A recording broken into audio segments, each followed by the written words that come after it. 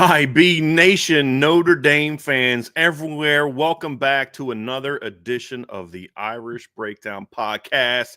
It's Monday, July 7th. That's Trevor Trowbridge. I'm Brian Driscoll. We are here. It's not your normal RTCF show on Monday because my guy Sean Davis had some pastoral things he had to take care of today. So we're going to be taking care of you guys here this week. We will see if we can maybe fit an RTCF show in here during the week, but we'll definitely be back next Monday ready to rock and roll. So we're going to have some fun talking about some other topics today. And Trevor is with me today. His normal day off from the show, but he stepping up and ready to talk about some things. So we were going to talk a lot of recruiting today, but we're going to go a different direction today and really have some fun with this. And one big topic we're going to talk about today, obviously, is the injury to Charles Jagusah, and we'll get into that here in a little bit and kind of what's next and what it means and all that kind of stuff. I'll give you the latest of what I've heard. And then the other part of it is just looking at the Notre Dame pass offense. Trev, we did a show last summer where we talked about if Notre Dame really wants to be a team that competes for a national championship, they got to get better throwing the football. And the data shows that. And we are going to talk about that. And in some ways, it appears as though Notre Dame took a step back in the throwing game last year. But in other ways, it looks like actually they're trending in a better direction. And then what does the future of the pass game look like with what's kind of happened here over the last, the last month, especially, Trev, as we dive into that. And then at the end, we're going to do a mailbag at the end of the show because we did not get to do a mailbag on Friday because my family was in town and it was 4th of July. And I wanted to spend time with my family. I wanted Trevor to be able to spend time with his friends. And I didn't want you all to, feel obligated to come do a mailbag with us and provide shows. So we kind of took Friday off. So we'll do sort of like a little mini mailbag today. So go ahead and get your questions in now. Anyone can submit a question. This is obviously mailbags are for the YouTube community. If you want to get your question moved to the top of the list, you can always, of course, put a super chat in there, and it'll get bumped to the top of the list. So any Notre Dame football, any Notre Dame recruiting, any college football questions that you have, go ahead and throw those in the mailbag. Put an MB on there, capital M, capital B, or put a mailbag emoji. We'll know that you then want that question to be asked, and it's not just part of the normal chatter of the day, and we will get to that after we are done with our other topics today, Trev. But Trev, you and I were talking before the show even started, and we've got the two topics about Jagusaw and then about the pass game, but it's like just sitting there taking a breath. It's like the first breath I've been able to take in the last month when it comes to just covering this Notre Dame football team, because what's wild is you really think about it, Notre Dame in less than a calendar month has added 11 commits to their class. 9 in the 26 class, 2 in the 27 class. There's a couple more that we're waiting on here. Friday, Nick Reddish is going to decide between Notre Dame and Virginia Tech. And then obviously at the end of the month, Elijah Golden is going to decide between Notre Dame, Alabama, Oklahoma, and Virginia Tech. But this last month, in a lot of ways, Trevor, has really changed the trajectory of the program in a lot of ways, which is going to be part of the conversation that we're going to talk about today, specifically with our second topic. But man, what a whirlwind. What a fun time this has really been. This last month has just been crazy. And there's just commitments one after another. It's almost like we haven't had a chance to kind of take a deep breath and be like, what just happened? And I'll tell you, Notre Dame is one of the 3 or 4 hottest teams in college football right now, without a doubt. Alabama's smoking hot right now on the recruiting trail also. But it is fun to follow and cover a team that is like that. We've sat back in the past and watched Alabama destroy a summer from a recruiting standpoint. It's not very often where it's like, okay, I'll see your Edwards 5-star safety, and I'll raise you a Joey O'Brien and a Kari Adams. You know what I mean? And it's been fun to watch. It really has. But it's like we were talking about it, and Trev starts writing down all the commitments, and I think you said to me, but this hits a whole lot different when you actually write it down. But man, what a month this has been for Notre Dame. Yeah, I'm glad that you bring that up, Brian. I golfed yesterday morning with some buddies, and they all are super happy for me and the job that I have. But they were talking, and they're like, "Well, I mean, hey, since it's the off season, they don't have games. Like, what do you talk about?" And I was like, I mean, it's kind of more. The better question is, what don't we talk about? I mean, we got recruiting and off-season projections and different rankings lists and all this. And then that's kind of when it started to hit me of like, they've gotten a lot of recruits lately. And then I started to stack it up, and I was like, yeah, they got that guy. Yeah, and they got that guy. And that guy, we did a show on that guy. I remember that. I remember watching film on this kid. And not only is it the number, because it would be easy for a program like Notre Dame to go out and just land 11 commits in 3.5 weeks because of who they are as a program. If they just wanted to take, well, they kind of have done that somewhat close to that in the past. It's like, just keep going. I know, because I know what you're about to say, and I want to steal your thunder, but keep going. No, you're good, man. It's because of who they got.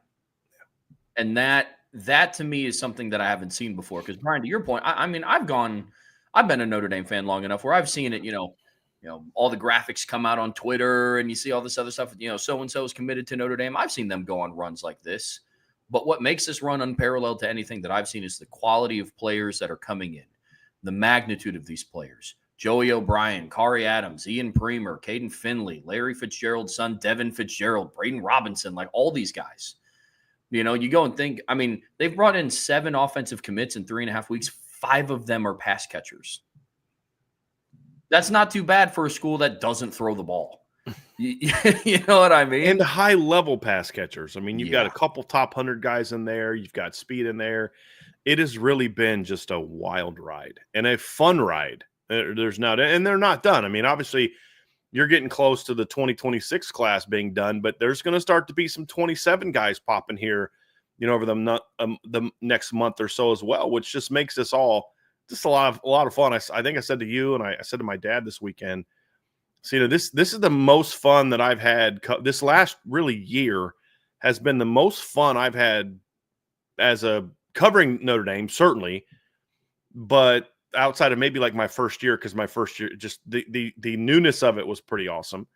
But as far as like just the success of the program and the people you get to know in the program and things like that, like it's like now my big beefs with Notre Dame are like, I wish they'd give us more access, and I wish they would release more hype videos, where in the past it was like, you're not treating this kid well, you're screwing this kid over, you're not making good hires here, you got a bad guy over here, this person's a detriment to the program, your recruiting is a mess, you're not trying. I mean, it was like there was always like something, like there was a period of time not that 10 years ago where it's like I'm going on national TV shows, radio shows, talking about how I don't know how this year is going to go. I could see them kind of overcoming some things I'm concerned about. And it was literally 10 years ago this summer where I went on Bill King's show, and I remember because he sent me a text today just thinking about it, but like they're either going to overcome all this stuff and be stronger for it, or they're going to implode.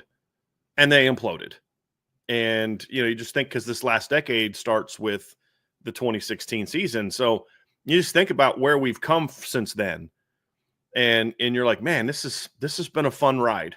This has been a really fun ride, but they've got a long way to go still, because somebody asked me on the chat today, if Notre Dame gets these last 2 guys, something along those lines, do you consider the gap closed? And I was like, look, man, I don't care if Notre Dame gets the #1 ranked recruiting class in the country this year. The gap's not closed, so they win a title. Like I have a gap closed T-shirt, and I'm not wearing it because if they sign the #1 ranked class, I'm only going to wear it if they truly close the gap, which is to win a national championship. And I would say right now, Notre Dame is as close as they've ever been. And I don't mean that by, they played for the title. Well, yeah, they played for the title in 2012 also. That's not what I'm talking about. I'm talking about the strength, overall health and strength of the program is in a place that we just haven't seen in a very long time. Since before you were born, Trevor. I mean, if we're being honest about it. And that's fun. That's a fun part.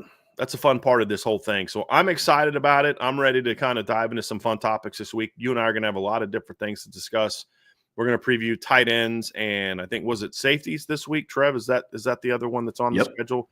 So we're going to talk about tight ends and safeties this week. We are going to dive into we're going to rank, I believe this week, we're going to rank the top 10 offensive lines in college football this week. Tomorrow we're going to preview NC State. So it's a lot going on. It doesn't slow down for us. But I just wanted to kind of take a second and just enjoy this for a minute at the beginning of the show and enjoy it with the fans, because it's been a really fun ride. But it's not all good news, Trev. It hasn't all been good news, which kind of leads to topic numero uno today. Yes, unfortunately, some of the downside news that we got this past weekend amongst the 3 wide receiver commits was Charles Jagusah. Unfortunately, he broke his humerus this weekend and is out for an undisclosed amount of time. So, to kick off this segment of the show, we're going to talk about just what Bryan has heard from his sources and And then we're going to dive into just kind of what's the aftermath of this. Where does Notre Dame go from here? Luckily, we know that they recruit this position at a high level, so there's options. But there's still a conversation to be had of who that person is. It makes the fall camp discussion a lot more interesting. But before we dive into all that, Bryan, Charles Jagusah breaks his arm. What are some of the things that you've heard? Yeah, so obviously it was as Notre Dame released, it was during an ATV incident. Was able to do a little bit of digging. I won't get into too many of the details, but there was no alcohol involved. There was no, from what I understand, there was nothing where he was being reckless or irresponsible. It just was an unfortunate situation. And I know I don't normally talk about these things, and I kind of let Notre Dame, but I've gotten a lot of text messages from people, and there's just rumors kind of flying around about it. And I just felt like, hey, this needs to be discussed because, again, when you have an accident on an ATV, this is why I would never ride an ATV, and it would encourage people with a lot at stake when it comes to their body being healthy to make a lot of money. I would encourage them not to. Is usually ride those on rough terrain, and sometimes it's just you hit something and it causes an accident. And so from what I was told, and I've gathered a lot of information on this. This was not an alcohol-related incident. This was not a reckless driving incident where Charles was being irresponsible and trying to do something that you look back, you're like, dude, you're an idiot. It was an unfortunate situation. So wanted to just make sure that got out there. I thought that was important. Getting into the injury, obviously, Notre Dame has not released anything in regard to his status. And so right now it's up in the air. I've talked to a couple different people that have given me some feedback. It does sound like the manner in which the injury happened, specifically in his body, the way that it happened, the fact that it was able to be dealt with right away with consultation with Notre Dame's surgeons and medical staff. It does sound like it was a bad break, but it was also a very fortunate one in that it didn't do a lot of other damage that sometimes breaks like this can do to muscles and nerves and things along those lines. So far, that's the case. Now, keep in mind, when you have an injury like this and the surgery was just done 3 days ago, sometimes you don't know. This is why Notre Dame is hesitant to put this out there. And the only reason I'm really speaking on it is just because there's so many rumors out there about it. I'm hearing people saying like, it's a compound fracture and he's going to be out for the year. And I'm like, well, it's not technically, I guess that's true, the first part, but it's not really true. It's just the nature of the injury. And he's, from what I'm told, it sounds like this is not a season-ending injury. And there was no damage that was done, from what I was told, that is going to that likely will lead to sort of like the long-term issues that like a Jalen Smith had, like a Terrell Davis had, where sometimes a knee injury can create some other issues that don't go away, that can't be fixed just with a bone healing. So from what I'm told, it sounds like that was not the case, and Charles will be back at some point in time this season, most likely sooner rather than later. Like, I don't think this is he'll be back in November or the playoff type of thing. That's what I'm told. Now, I would not take that as gospel. I feel confident in my sources, but again, there's a lot of healing needs to be done when you see how the treatment goes. Notre Dame, I don't think he's gotten back to I don't think the Notre Dame doctors have looked at him yet. That's when you'll start to get a little bit more certainty about this, but it does sound like this is not going to be a season-ending issue unless there's some further complications that come up. So I did think it was important to get that out there because, like I said, there's a lot of stuff out there that people have asked me, and I shouldn't say that. I shouldn't say there's a lot of stuff out there because I don't know what's out there, but I'm based on the questions that I'm getting in response to what seems to be out there. I just felt like, okay, I don't normally talk about injuries like this, but I just felt it was important to discuss because, like I said, there's been a lot of questions of me that make me feel like maybe there is some things out there that are being stated in a way that are making this seem like, okay, you're making this seem like it's something that's not like a compound fracture of my femur is going to be a lot more damaging than a compound fracture of my finger. You know what I mean? Because like there's not a lot of distance between the bone and my finger. You know what I mean? And when you look at an arm, it wasn't like when the docs got there, the bone is like sticking out. It wasn't like that. And so there's just a lot of stuff that's going around that I just felt it was important to try to fend off, because I think Notre Dame is understandably not putting a lot of information out there. And I think the only reason they put anything out there at all is because it was already getting out and they felt the need to address it. But there's a reason why schools like Notre Dame like to have patience with these type of things, because you can't really know 3 days after the injury happened the full extent of how it's going to be. So I just would say, take a deep breath. Let's let the medical folks do their job. But early returns, from what I've been told, are that this is not a season-ending injury. And hopefully that'll continue, and that'll be the same prognosis that the Notre Dame medical team comes up with. But this is also not some minor thing, because you break a bone, it's not a minor thing. It's not something we're like, I'll be back in 2 weeks. It's like, unless it's like somewhere in this area, you can just cast it up, and it's not that kind of thing. So I just wanted to make sure that was clear out right away. But now we'll kind of get into more of the football stuff, and this is kind of where we specialize, Trevor, because whether he's out for 1 game, 5 games, or 10 games, we know one thing we know for sure: the whole fall camp, and at least the first game or 2 or 3 of the schedule, you're thinking they're probably not going to have Charles Jagusah, at least for fall camp and then a part of the season. I'd be shocked if Charles Jagusah was playing against Miami. Shocked. Now, crazier things have happened, but I'd be shocked. So Notre Dame's got to find some answers on the offensive line in the meantime. And I think that's where we want to spend a lot of our time and really breaking this thing down is, okay, what's next? Because at the end of the day, Trev, there's some obvious answers, but I think there's more than one obvious answer. There's a lot of potential answers. Some of them are also determined by other people's health. So I want to kind of get into just overall some of those specifics. But this is what Notre Dame showed last year is also true this year. No, you don't want to lose Charles Jagusah. There's a chance that Charles Jagusah could have been your best offensive lineman this year. That's never a no problem. You've recruited well. Don't even sweat it. That's not true, because when you lose a great talent, that's going to impact you. But this is why you recruit the position well every year. This is why you don't say, well, we got a great guard last year, so we're good this year. Or we got a great tackle last year, so we're good this year. This is partly why I made the comments I've did. It's like, I know you got 3 tackles last year, but you need to at least get 1 this year, because you never know what's going to happen.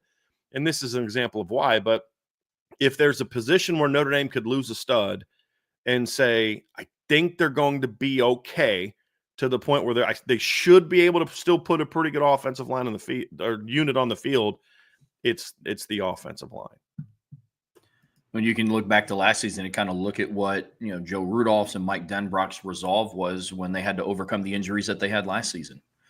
And look, when you talk about injuries and an injury to a player like this and Charles Jagusah, who, look, for all intents and purposes, I love the potential of this kid. I do. And he has the opportunity and he has the potential. But Bryan, you say it all the time. When you're a coach, sometimes that potential conversation starts to get a little tricky, because potential means you haven't fully gone out there and done it yet. I was so looking forward to seeing Charles Jagusah go up against Miami's defensive line and then Texas A&M's defensive line, because we've been talking all offseason about how that's kind of the common consensus, but that's going to be the biggest test that this offense is going to face this season. Maybe you could have some surprises down the road in a USC or a Pitt on the road, but really you have Miami, Texas A&M, and then you see what unfolds in the postseason. Look, I hope for a speedy recovery for him, but at the end of the day, Notre Dame is 24-5 in the last 2 seasons, and they've only had Jagusaw for 2.5 games. Right. In those. And so there's a lot of pieces left to work with on their roster that, to your point, the answer is somewhere within the room. Who those are, there's several different candidates. We're going to break down some of those who we believe. I'll say this. I do think Charles Jagusah, both of the injuries he suffered were unfortunate. They were kind of freaky. The injury he had suffered in fall camp last year. Obviously the injury that he suffered on the ATV. But at the end of the day, you're now 2 years in a row where he's had an injury that's going to cost him time. And it gets to the point where you get to a point in time in a player's career, Trevor, where it's like, I just am at the point now where I got to see it to believe it, that he's going to be able to be out there and perform and play and help this team. other than for a couple postseason games. Like we joked this offseason, like, he's going to get hurt again and miss the season and come back for the playoffs again. It's like, should I have said that? Like, did I jinx this thing? Like, obviously I didn't. I'm being sarcastic, but the point is, I mean, you've got to see it with him. He's got to show that he can stay healthy. They can get healthy and stay healthy for a period of time. And until then, it's almost like, hey, we gotta see where this goes. So, yeah. Yeah, agreed. Well, Bryan, let's jump into, where do they go from here? What does Joe Rudolph do at fall camp? Because like I said, some of injury is timing. And if you are going to have an injury like this, glass half full mentality, it happened before you get into fall camp. So you're going to have an entire month before you go down to Miami and kick off the season against the Hurricanes to kind of figure out who that person's going to be. One question I do have before we jump into the pieces, this is more big picture. If you're Joe Rudolph, how long do you take to kind of have an open field competition for this spot until you really need to be like, okay, this is our fifth guy and we need to build chemistry along the 5 starting offensive linemen? How do you balance that if you're the coach? Say that again. How do you say that? If you're Joe Rudolph throughout fall camp, how do you balance like an open competition between multiple guys who could step in for Charles Jagusah versus having to give that guy that you elect enough time with the starters to build enough chemistry before you play Miami? One thing is you have to go into this thing saying, okay, what are the most likely options? Like, what are the things that we think right now, based on the data and the information we have, are our most likely scenarios? That's number one. Number two is, and this is where I think right now, as of today, it's, July 27th. They are basically 3+ weeks away from fall camp starting. If you're Joe Rudolph, you have to know how long Jagusaw is going to be out minimum to also think about what the information is. So here's what I mean by that, just to give you a glimpse of the one things we're going to talk about is, let's say that they felt if this is a season-ending injury, the best option is this is just a hypothetical, is to move Anthony Knapp to guard and to get Will Black on the field, because over the course of an entire season, we think that gives us our best 5, or Gerby Lambert at tackle, or Styles Prescott at tackle. It's just to make a point and say, okay, over the course of an entire season to go win a championship, that's what we're going to do. That is going to be a whole different scenario than Charles Jagusah misses a game or two. Because if your best 5 with Charles Jagusah healthy is Anthony Knapp at left tackle, you're not going to move Anthony Knapp to guard for a game or two and then move him back to tackle when Charles Jagusah comes back. And so the length of the injury is going to partly determine what the options that Joe Rudolph has. So some of the options that I presented in my article are going to be for options that if this is a longer-term thing, which involves Anthony Knapp moving somewhere, or potentially Ashton Craig moving out to guard, or Joe Otting moving out to guard. Those are things that are more long-term. This is going to be a chunk of the season type of injury where we can't worry about what happens in the postseason, because if we don't win these games in the first 2 months of the season, that stuff doesn't matter.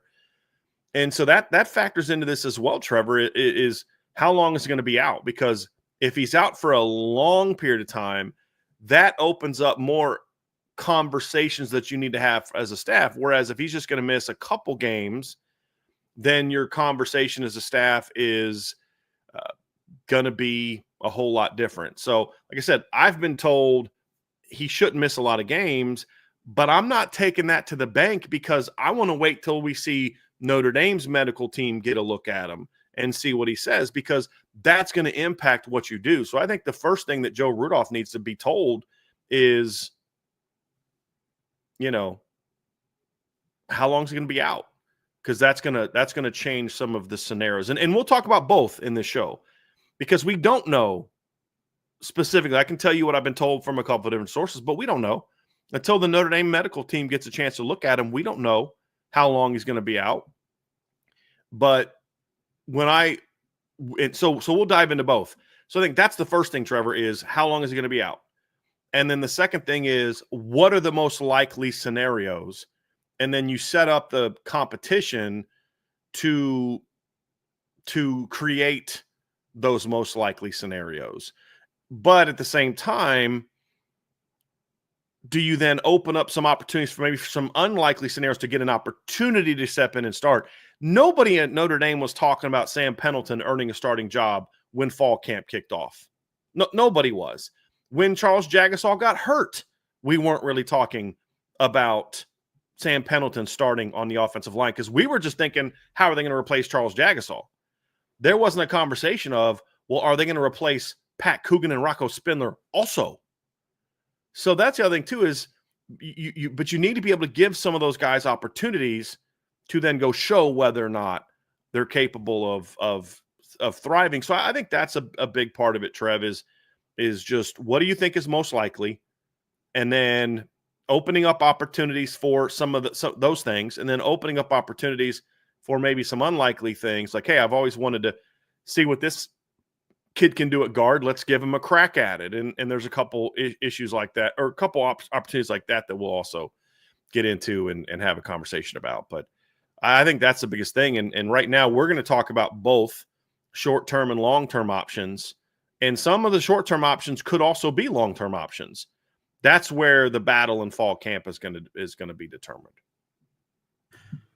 So, Bryan, let's kick off this conversation, and I don't know which one you want to go with here, but let's start talking about the different options in the short term and long term. And I know in the article, go in order of the thing that I did yesterday. We'll just go in that order. All right, sounds great. Well, then let's talk about some of these options then on paper. When you start looking at the scenario that they're walking into, Bryan, they're getting ready to go into fall camp, like you said, in about 3 weeks here. Where do you start, and when you start thinking about options to replace Charles Jagusah? I think the first option is I think the most obvious option is Sullivan Absher slides into that spot and gets his opportunity. And I mean, I don't know I never know how to phrase what I'm about to say. So I'm just going to say it, and people have to give me the benefit of the doubt that I'm not saying something like really, really nasty. But you don't want to say like someone's benefiting from an injury, but that's the reality of it. Is Sullivan Absher to me is going to have a chance of benefit, and I don't mean, well, now the Jagusaw gone, opens up a starting shot for me. It's more so that I think they're finally going to have to let Sullivan Absher play one position, at least for a time, and let him get comfortable at that right guard spot, as opposed to what they've done his first 2 years, which is we've seen him play left tackle, right tackle. We've seen him play left guard, center. I'm sure at some point in time we've also seen him play right guard. And he's only finished 2 years at Notre Dame, and that's been one of my issues with Joe Rudolph is I'm all for versatility, moving guys around, but at some point in time, you got to let a kid learn something and do something well, and then you wonder why Sullivan Absher is not in a position to earn one spot because he's never been allowed to get comfortable at one spot. Hopefully, what this does is this kind of forces them to say, hey, listen, right now, we have Ashton Craig back. We don't need you to spend a lot of time at center. You're not going to be playing tackle. You're a guard. And now there's an opening at right guard. You don't have to cross-train as the number one backup all along all three interior spots because now you're getting a chance to now go earn a starting role.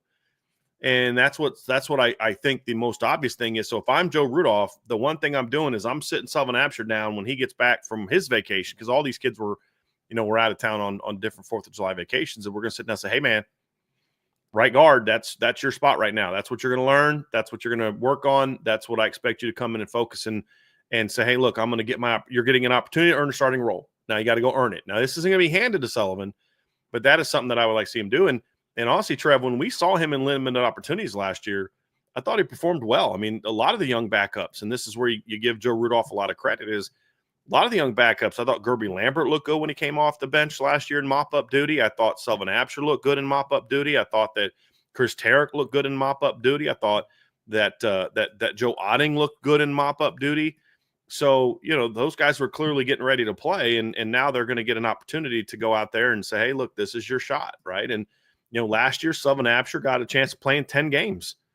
Now, he only got to play 1 snap in 3 of those games and 2 in another of those games, but he had 23 snaps against Purdue, 10 against Miami of Ohio, 21 against Stanford, 18 against Navy. And those are just offensive snaps. I'm not even talking about, special team snaps, because he also had over 100 special team snaps last year as part of the PAT field goal team. So, he now has a little bit more experience under his belt, and an opportunity to kind of come in and say, okay, what are you going to do? What is your what are you going to be able to do as far as stepping into this lineup and saying, hey, I've been presented with a very unique opportunity. I'm not thrilled that my classmate teammate got hurt, but this is what I'm going to do. And just to speak to what I'm talking about, last year Charles Sullivan Absher played 23 snaps at left tackle, 35 snaps at left guard, 6 snaps at right guard, and 24 snaps at right tackle last season. That's a redshirt freshman. Let him learn a spot. And I think that if they just plug Sully in there and let him learn right guard, I think you're going to end up being okay. This is a talented football player. It's like we look at him, oh, it's a backup. Well, he's a backup because they're loaded. And he's behind other really talented football players who are just older or, in Charles Jagusah's case, same grade, but just better. And, so Sully's going to get his shot to say, and here's the interesting thing is Sullivan Absher's the type of player that if he wins a job and he gets 3, 4, 5, 6 games to start, you may be in a similar situation that we were in last year when Billy Schrouth returned from injury, where you didn't just take Rocco Spindler out of the lineup. Rocco Spindler proved, no, I'm one of your best 5. So then Billy Schrouth got moved to left guard instead of right guard where he began the season, because the guy that replaced him in the starting lineup proved that he also belonged in the starting lineup. And that's what makes this real unique, because when you let a really talented player into a lineup, he may say, hey, I'm going to play it away where I'm not going to give this thing up. And I don't know that that's going to happen, but that's the opportunity that's in front of Sullivan Absher right now. Let's talk about the next guy on this list, Bryan. And he himself is coming off of an injury of his own. And we are talking about Gerby Lambert, another option in this kind of web of different options along the offensive line. But when you start thinking about Gerby Lambert and him coming off of his own injury, one, it begins with, will he be good to go by fall camp? Right. I think that's where you have to start with him. Yeah, I mean, because we don't know that, like you said, we don't know that Gerby is going to be healthy. I know Marcus Freeman has talked about there's an expectation he's going to be back for fall camp, but that's not a given at this point in time. And how's his offseason of work going to go? That's all remains a question mark. But if Gerby is good to go to start fall camp, I do think you need to consider moving him inside to guard for this competition, because even if you go into this thinking, well, Absher's going to be the guy, you still need to make him earn it. And even if you think, well, I think Absher's the guy and Sullivan Absher's everything I think he can be as a coach, that doesn't mean somebody else may not be better. And that's what competition is all about. And I think because Gerby Lambert's not going to be given the opportunity to start at tackle, that was made obvious in the spring, even before his injury. And so do you consider moving him inside to guard and saying, hey, and I'm not even saying that as a negative way. I just think the staff felt that he wasn't ready to truly compete for a starting job at tackle. That's where I'm kind of looking at it from that standpoint, not even getting into whether I believe it or don't believe it or think it's right or wrong. It's just, that's just the reality. And so you look at him coming back. If he's able to go, I'd move him to guard and let's see what he can do also. And let him learn. Because what if you think it's going to be Absher, so you don't make any moves, and then he sprains his ankle in the first week or something like that. You've got to also now build the depth. And part of building depth is letting a competition happen. Because remember, going into the Oregon State game, the expectation in the beginning of practices going into the bowl game, they were having Emil Wagner and Tosh Baker at tackle.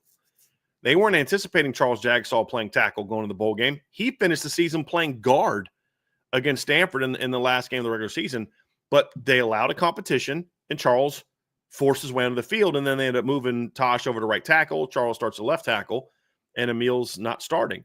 So you let a competition happen, and I think Gerby's one of those several guys that I would look at and say, let's give him a shot, see how comfortable he is inside, see if he might be someone who is either A, capable of pushing for a starting job at that spot, or B, someone that you're like, hey, Sullivan may be ahead of him, but if something happens to Sully, we really like how he looked and we'd have no problem going to him. That'd be another option among several that I would consider if I'm Notre Dame with him. He's just too good. He's too talented to not at least give him a shot to earn a job somewhere. Yeah, I agree. I mean, he's one of those players that at some point he's going to reach the point where the staff is going to be forced with a decision to make, and is it to continually keep a talented player like Gerby Lambert off the field? And so that's going to be something that if he is able to make it back, that'll be interesting to see if he's able to push for a starting spot, if not round out the depth at right guard. Next player, Brian, is somebody that we're pretty familiar with because he took the majority of first-team reps at center this spring with Ashton Craig out, and that's Joe Otting. Mm-hmm. Now, for him, it would be another pretty consistent – well, I guess I don't know if you could call Sullivan Absher's a position change considering he's played almost all 5. Yeah. Is there such a thing for him? Exactly. Yeah, but this is another position change. Joe Otting played center. He took first-team reps at center all spring with Craig's injury. He is another option that could slide over to right guard and fill in some time there.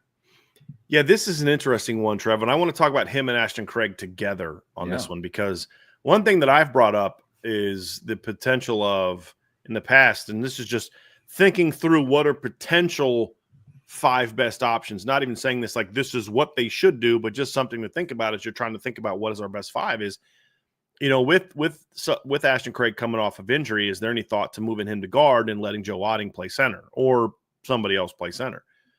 And then seeing like, hey, look, let's get him off center. Let's just focus him on, blocking and pass pro and all that kind of stuff. And then Joe Otting steps into the starting lineup at center. It's not just about moving Joe Otting.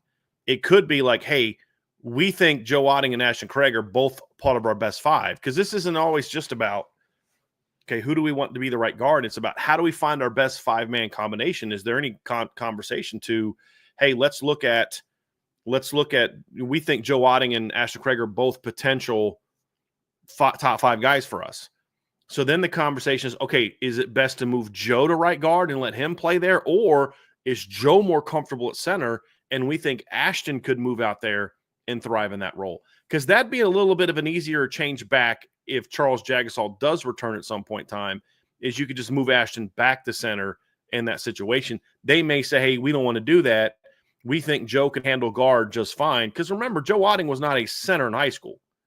So this is a little bit of a, he's learned center. It's not like he's a groomed center by trade since he was in middle school. I mean, this is something he didn't start doing until he got to Notre Dame.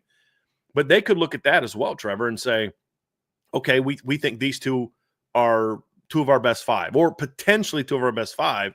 And then is there a way to get those 2 on the field together? I think that's also something to consider as an option here. And when we break down these different options, we're going to look at them as if this is the best option, just so we can give some context to it. And then obviously we've talked about Sully, Gerby Lambert, but I do think this is an interesting one because Joe did get a lot of work this spring and did show some really good flashes as the starting center this spring. And so is he a guy that could step into that role, whether it be moving him to guard or maybe moving Ashton Craig out there? I think the most likely thing is if Jagusaw is going to be out for the majority of the regular season, then this is then the potential of moving Ashton Craig to guard would make more sense if they felt Joe Otting was better prepared to start than Sullivan Absher or Gerby Lambert, another guy.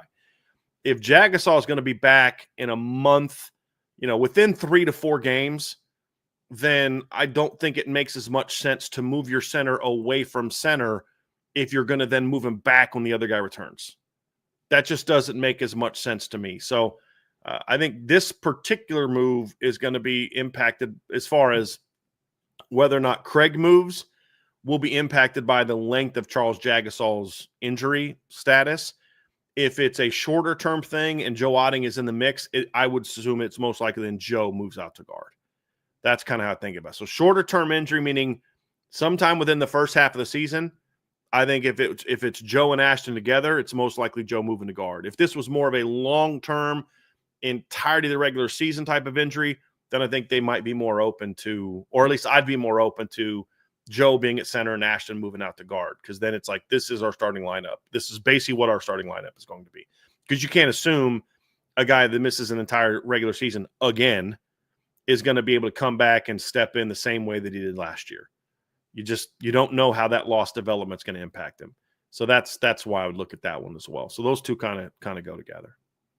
No, that makes a lot of sense around the duration of what Jagusah's injuries would be.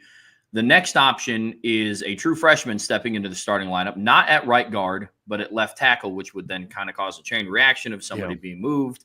But we've seen it before. Joe Rudolph was more than willing to start a true freshman at left tackle last season in Anthony Knapp.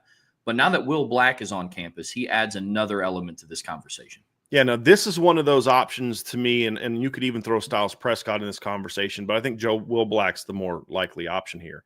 This is one that you consider if this is going to be a more long-term injury. So if Notre Dame gets Charles Jagusah back, and the early, because even Notre Dame said in their tweet, like the prognosis is like it was better than expected.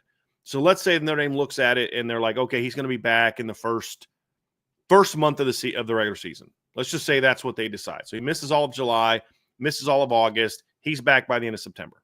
Okay. Then you're like, all right, that's 4 games. We're not moving a bunch of things around for that. But let's say, however, that this is it, that Notre Dame gets in there, they look at it, and it's worse than they expected, or let's say the bone's not healing properly, and this is something that by the time they get to fall camp, they realize this is going to be a while. This may be something where he's not back till November, maybe not back to the postseason, if at all. So again, this is going to be determined by the ultimate decision Notre Dame makes once the healing begins and all these type of things, because you may do a surgery and it looks like a guy, okay, based on the surgery we do, this is going to happen, that's going to happen, and he's only going to be out a month.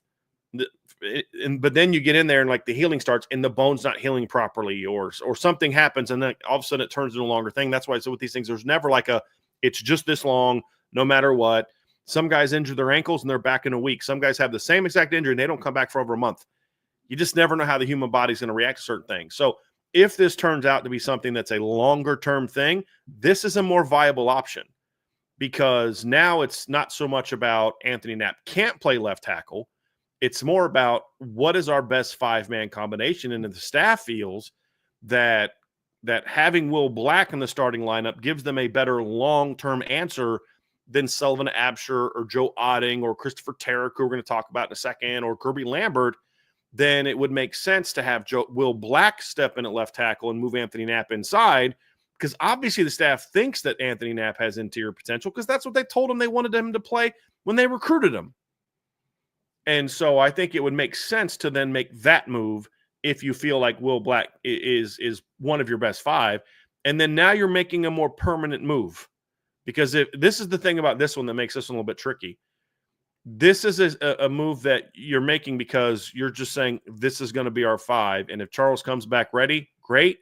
But we can't have someone hold a spot down for him until he comes back. And then how do you know he's going to be healthy again? How do you know he's not going to get hurt again? You have, at this point in time, Trev, you cannot assume he's going to come back healthy and stay healthy. So then you say, okay, is this something that you're comfortable with? That's not a move that I would make on day 1 of fall camp. I'm not going into fall camp saying, let's move Knapp to guard. If you get word right now that Jagusaw is going to be out the whole year, I'm not making the decision today to move Knapp to guard and put Will Black at left tackle. However, if after a week you're like, this freshman can ball, this kid is every bit as good as we thought he was going to be, and he's ready now, then you start to think about whether or not you want to make that move. And so, but that's only if this turns out to be a much longer term thing. If this is a situation where Jagusaw is going to be back at the end of September or early October, then I don't know that I'd make that move unless Will Black is just too good to play. And that's at the end of the day, ultimately what this comes down to. Is Will Black just too good not to play? Is he clearly one of your best 5? If he is, then you have to figure some things out. But I would want to have an idea of how long Jagusaw is going to be out before I started pushing for that type of move. Next guy is somebody that wouldn't require a whole lot of movement amongst the other 4 offensive linemen, and that's Christopher Tarrick. And in the piece that you put out, he has dealt with his own injury history.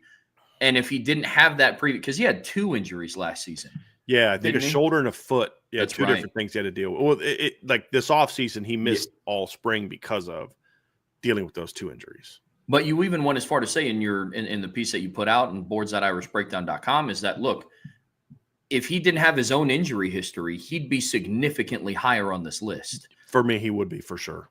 because we're talking about a highly rated kid. He's 6'5", he's 320. He's going into his junior year of college. He's a redshirt sophomore. Somebody that is kind of in the same boat as Sullivan Absher, kind of been waiting in the wings for his opportunity. But we're talking about a talented football player here, man. Mm-hmm. Oh, there's no doubt. I mean, I like Chris Terek. He was not a guy that I was super high on coming out of high school. He was okay. He's a big kind of plotting, just big physical kid. I didn't see like, oh wow, I understand why Harry Heastan wants this guy. I didn't really have that vibe of him. First time I saw him in action, I was like, okay, I was wrong about this kid. This kid can play. This kid's he's a better athlete than I thought he was going to be. He's not a dancing bear or anything like that, but he just moves better than I thought for a kid who's 6'5" and over 330 pounds. And I thought he's performed very well when given opportunities in games. I mean, the other thing too is he's the only guy in this conversation that's played all of his career snaps at guard. He played 76 snaps at right guard last season and played 23 against Purdue, 21 against Stanford, 9 against Miami of Ohio, 12 against Navy, 8 against Florida State at guard. And if you go back and watch the games, he was pretty good. He was pretty good in those games. And so there were some times, I think it was it Navy? No, it wasn't Navy. It was a home game. It was either Florida State or Stanford, maybe. I can't remember which game it was, but it was at night. So that's why the weather delay for Stanford kind of jacked that one up. It might have been Stanford, but I remember watching him and Gerby Lambert playing side by side in the fourth quarter of a game thinking, dude, these guys are moving people off the ball. I think it was actually Stanford because I'm thinking about it because Kedron was kind of going off a little bit at that time. And thinking like, this Christopher Terek kid can play. Well, then he misses all of spring because of the foot and shoulder injuries, and that's kind of set him back. If it wasn't for that, I would feel a lot more. I'd have a lot more to say about Christopher Terek being an option, but I think it's going to be a little harder for him having missed the time that he did. But as long as he's healthy, I'm not counting Christopher Terek out in regard to making some noise in this battle. I would say he would be a much stronger contender if he hadn't missed that injury time. But if he's back healthy, you may not move other people to right guard because you're like, Christopher can hold that sucker down. And yeah. He will be back by fall camp? My understanding was from what Marcus Freeman told us, I do expect him to be back for fall camp. But a lot of these things, it's until you get through the summer workouts, you really don't know. Yeah, good point. Yeah. What about Peter Jones? Another kind of cog in this machine of trying to figure out who's going to line up here. He was also mentioned in the piece that you put out. He's somebody that ended the spring kind of behind some of the other guys that we've mentioned before. So with Peter Jones, what's the conversation around him? Well, the conversation is about he's pretty far behind those other guys based on what we saw in the spring. But he's a big, strong kid, and he's got some talent. So he's one of those guys that if there's a jump during the summer and in fall camp, then he throws his hat into the mix because he's a guard and he's played some right guard. So I think Peter at least deserves a mention, but it's going to require him to take a big jump. There's a big gap right now between what I saw from Peter Jones in spring and Sullivan Absher and Gerby Lambert and Joe Otting. But if Peter can kind of make that jump now that he does have a fall and a spring under his belt, then okay, maybe now Peter gets into this because it's also not just about finding your starter, Trevor. You have to find your depth behind it because let's say it's a no-brainer. Sullivan Absher's the guy. Let's say it's a no-brainer. He's the best option. Let's plug him in right guard. Well, what if he gets hurt? Now you're like, okay, are you going to then go find for another right guard, or are you already establishing and building that depth? Joe Rudolph's been doing this a long time. He understands he's not just looking for Charles Jagusah's replacement. He's got to build the depth chart at right guard. He's got to have something in place for all scenarios at right guard. And so that's kind of where I look at it and say that's why Peter Jones deserves a conversation. Absolutely. Last guy that we're going to cover, this would almost be storybook if this were to happen. But in addition to trying to find the starter, to your point, Notre Dame also will be tasked with filling out the depth. And this last spring, they had a defensive tackle in Devin Houston move over to the offensive side of the ball because he was just kind of buried in a very loaded, talented room. But when you talk about Devin Houston, he kind of surprised us a little bit when we went to some of the practices in the spring. Then you kind of sat back and looked at, gosh, who's the number 52 kid? And it's like, oh, man, that's Devin Houston. And he was putting together some pretty good practices. When you look at him in this mix, how how much of a chance does he have to start versus does he just continue to build out the really good depth? Does it depend on how big of a jump he makes? Where do you kind of fall with Devin Houston? I think Devin Houston played well enough this spring to let me know that he looked way more comfortable than I thought he was going to look at guard. But it's a lot like the Peter Jones conversation. The way he looked in the spring is not a, this might be a replacement for Charles Jagusah. It's more so how he looked in the spring gave you a good foundation to say if he can make a jump in the fall, he's in that conversation for filling out the depth chart. I don't know that I would put Devin Houston in the conversation of I think he could start at right guard. I think it's more of I wouldn't discount Devin Houston being a part of filling out the depth chart. And then as he continues to evolve, saying, hey, look, if his kid's number's called, we have faith of him. We had faith in him. Because I'll be honest, I was shocked at how comfortable he looked at guard this spring. And you saw him too, Trev. We talked about it during one of the practices. Like, dude, Devin Houston looks like he's been playing O-line kind of his whole Notre Dame career. He really looked comfortable there. And then credit to him and then credit to the Notre Dame coaching staff for getting him ready to go. Joe Rudolph, and I can't remember the name of his assistant, but you see Joe Rudolph giving him a lot of responsibility in practice as well. But, boy, they got him comfortable really early. So right now, as of Monday, July 7th, I think Devin Houston's a depth player, but it gives you some more comfort in that depth. But a lot of these kids, we've seen all the time where a guy makes a big jump over the summer because just the comfort he gained in the spring, even though he might have had some spring struggles, but the lessons he learned, the experience he gained in the spring allows him to be way more comfortable when he gets back in the fall. And then that's when that jump happens. And the Anthony Knapp we saw last spring would not have been someone you'd have been like, I think that guy could start at left tackle if there's an injury. But he used the experience he had in the spring and then built on in the summer to where the staff did feel he was their best option when they got to the part where he got injured. And that's where Peter and Chris Tarrick and Devin Houston are. They're not on the same line with Sullivan Absher and Gerby Lambert and Joe Otting potentially or Will Black. They're below, but good off seasons and good fall camps could allow you to get to that point where they're more in the conversation. You know, there's a lot of talk around what the offensive line is going to look like. And Bryan, I think you brought up a good point about, I think it's just going to depend on how long he's out for. And a lot of those questions, I think, will get answered once, he gets back to South Bend and he's able to be diagnosed by a lot of the Notre Dame physicians, and they can kind of give a timeline on that whole piece. Because I was going to ask what would your kind of preferred be, or like if you were the coach versus what you think it could be. But again, a lot of that conversation kind of lies on how long he's out for.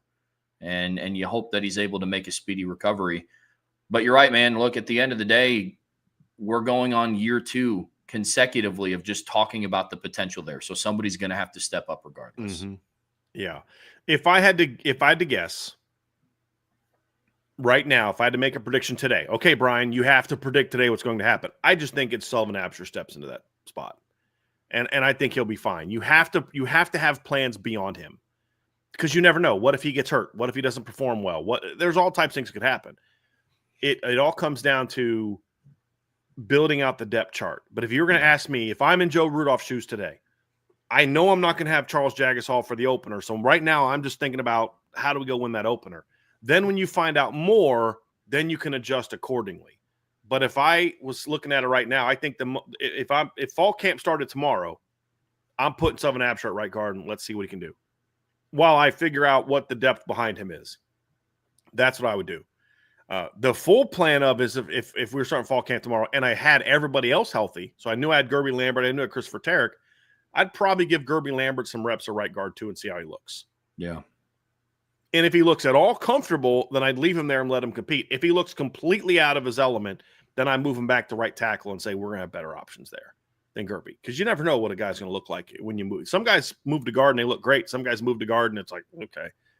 It's like you're teaching them to walk for the first time. It's not going to – that kind of experiment isn't needed. You have too much depth at the position. Think of all the guys we just talked about. You've got Joe Wadding could move out there. You've got Ashton Craig can move out there. You've got Christopher Tarrick, and you got Peter Jones and Devin Houston. If a guy can't, if a guy is struggling to even get comfortable, then I don't need to put him there. But if he shows any comfort at all, I'd say let's see what he can do for a couple weeks and see if he might be able to push for that job. But if he's not competing for the job, then I'd kick him back out to right tackle and let him continue to groom to be the replacement for Emil Wagner whenever that time comes. But that would be my prediction is what do I think is going to happen? I think Sullivan Absher is going to get his opportunity. I think Sullivan Absher is going to play well. I think Sullivan Absher is going to take advantage of the opportunity in front of him. I don't think he's happy about it. I don't think that this is the way he envisioned, earning a starting role, but that's life. So what are you going to do now that opportunity is there? And if I had to guess, if I had to predict, I'd predict that Sullivan Absher is going to perform well. Because the only reason he hasn't stepped into the starting lineup before is just because how loaded they are at that position. And that's really what it comes down to. I think Sully's going to be fine. I think that's the most likely scenario. Agreed. One thing I did want to mention before we transition over to the next part of the show, sharing the football conversation here for a second. It's tough to lose a player like Charles Jagusah when we've talked a lot this offseason about his potential and what he means for the offensive line. And I understand, the disappointment from the football fan aspect. A little over a month ago, Julian Fleming, the former Penn State and Ohio State wide receiver, got in a really bad ATV accident. And he was seriously injured, and his long-term girlfriend passed away. And I think this is one of the scenarios where I think that people can lose sight of the fact that, yes, they are put on pedestals and they're collegiate athletes, and we love watching them play when they line up on Saturdays. But, this is also a person, who got into an accident, and thankfully it wasn't anything serious. The football conversation, it's relevant to Notre Dame and what it means for the depth. But in all seriousness, this could have been significantly worse than, Notre Dame won't have a right guard against Miami and Texas A&M. Yeah. And that's and Irish Breakdown community, IB community has done a fantastic job for being respectful and treating this, injury with a lot of tenderness as they should have. For the most part. But I've seen some stuff out on Twitter, and I've seen some stuff out on just other outlets. And at the end of the day, this kind of files into hey, people forget that college athletes are just kids. Yeah. They're young men. They're kids. Yes, exactly. And he seriously 18, 19, 20 years old. Yes. And he seriously could have gotten hurt. And I walked away from it. Yes, the fan side of me was like, I was looking forward to him playing this season. But the person in me was like, I'm glad it was just a broken arm, because literally a little over a month ago, we've seen a former collegiate athlete get into a similar accident, both riding ATVs, and somebody wasn't able to walk away from it. And so I just wanted to take a second to be like, hey, look, at the end of the day, yes, this injury stinks as a Notre Dame football fan, but we are still talking about real life people here, even though we do get to watch them on TV on Saturdays. Well said, Trev. Very well said. Well, all right, folks, that's going to do it for part one of today's show. But don't go anywhere. We still have a lot more content coming your way. We are also having a mailbag at the end of the segment today. So get your questions in, get your comments in. We're looking forward to answering those. We didn't have a mailbag this past week, so we got some catching up to do.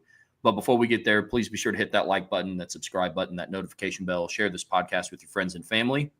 And, of course, the best way to support what we do here is subscribe to the premium message boards at boards.irishbreakdown.com. All right, Brian, in part two of today's show, we are diving into the Notre Dame pass game, which has been a hot topic of conversation so far this offseason, between the transfer portal players coming in, whichever quarterback is expected to step up, whether it's CJ Carr or Kenny Minchie.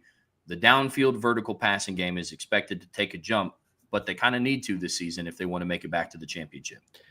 Yeah, I mean, you look at Notre Dame building into a title contender or a team that can win a championship, Trevor, and there's all types of aspects that go into it. You've got to play defense at a certain level, a certain minimum floor level you have to play. And if you're going to be at that floor, then you got to be better on this side of the ball. Same thing on offense. You got to play at a certain level. And then within each of those things, you've got to be able to defend the run at a certain level. You have to defend the pass. at a certain level. You have to be able to run the football at a certain level. You have to pass the football at a certain level. You got to play special teams at a certain level. And there are certain things that go into this. And with Notre Dame, I think we could say confidently that there's been years where the Notre Dame defense has been championship caliber. There have been years where the Notre Dame run defense has been championship caliber, years where the pass defense has been championship caliber, and then as a whole, been championship caliber. There have been years where Notre Dame has been able to run the football at a championship level. And you're going to get, and I'm already seeing it now, you're going to get those lazy takes like just run the ball. Okay, well, how'd that work out for the 2017 team? When they couldn't throw the football effectively to take the pressure off, how'd that season end? How did it look? How did it go in the fourth quarter against Georgia when they needed to throw the football to have a chance to win the game? How did that look? So this notion, let's run the ball. Okay, why does an Army and Navy win championships or compete for championships? This isn't about just run the football. You've got to be able to do both. And the fact is Notre Dame has run the football good enough to be a championship caliber team in multiple years, including, I would argue, last year. But what hurt Notre Dame, on top of some injuries that slowed them down, but what hurt Notre Dame was they didn't have a good enough passing game to take some of the pressure off. And when you look at Notre Dame and you think about what they need to do to build themselves into a championship caliber football team, you have to be able to say they have to be better throwing the football. There's no question about it. But what does that mean? What does that look like? It's not just about saying, okay, well, you've got to pass for X number of yards and you've got to pass for X number. It's about being good at it. It's about being effective at it. And it's also about not just putting up padded numbers, but can you do it in the games that matter? And we're going to have some numbers that are going to show, like in certain years, Notre Dame has had stats that were championship caliber at the end of the year. But when you dig into it a little bit deeper, you're like, okay, that's because they beat up some really bad teams throwing the football. And then there was another year, like last year, where overall the numbers don't look good. But if you actually look at what their numbers were against the ranked teams on their schedule, you realize like they actually threw the ball better in the big games than they did in the games where they weren't playing good teams. So there's a lot to dive into it. But at the end of the day, the one thing is for sure, if Notre Dame wants to win a championship, they have to be more effective throwing the football. That means recruiting better players, but that also means developing a system that's going to allow them to get to that point where they can have that success. And, you know, like before we dive into the specifics of what needs to happen, I do think, Trev, we do need to dive into the numbers because they tell a very obvious story about why Notre Dame is, you know, doesn't stack up, and we'll do that here next. Yeah, you know, the Notre Dame passing game, like I said, it's been a hot topic of conversation this offseason. And look, when you do pull up the numbers, that is interesting. When you sent those over to me before the show, and I was looking at what it was versus ranked opponents, I was like, really? Because when you watch it, it doesn't feel like it. You know what I mean? And so I think that this is why I like what we do and taking a deeper dive into not just looking at it surface level, but the numbers are very telling. But they don't tell the whole story. I will say that. The numbers are very telling, but they don't tell the whole story. Yeah, and I think in a lot of ways with Notre Dame, though, I would say that some numbers become very obvious. So this is Notre Dame's passing numbers, and they're ranked the last 7 seasons. So YPG stands for yards per game. YPA stands for yards per attempt. I think we all know what TD stands for. And then the rating stands for their quarterback rating. So the top graph right there is just Notre Dame's raw numbers. So if you look at the last 7 years, the highest Notre Dame ever ranked in passing yards per game was 20th. And that was in the 2021 season. The next highest is 37th, which goes all the way back to 2018. And they've been around a top 50 team in other seasons until this last year. They only ranked 101st. Then you look at yards per attempt. This past year, Notre Dame had by far its worst season in passing yards per attempt. In 2023, however, they had one of their best seasons of passing yards per attempt in a very long time. So that part looked good. The passer rating in 2023 looked great at the end of the year. Their quarterback rating number has been, you know, top 30-ish to 40-ish most years. Last year was 49th. You had 20th in 2019, and you had in 2023, you ranked 9th.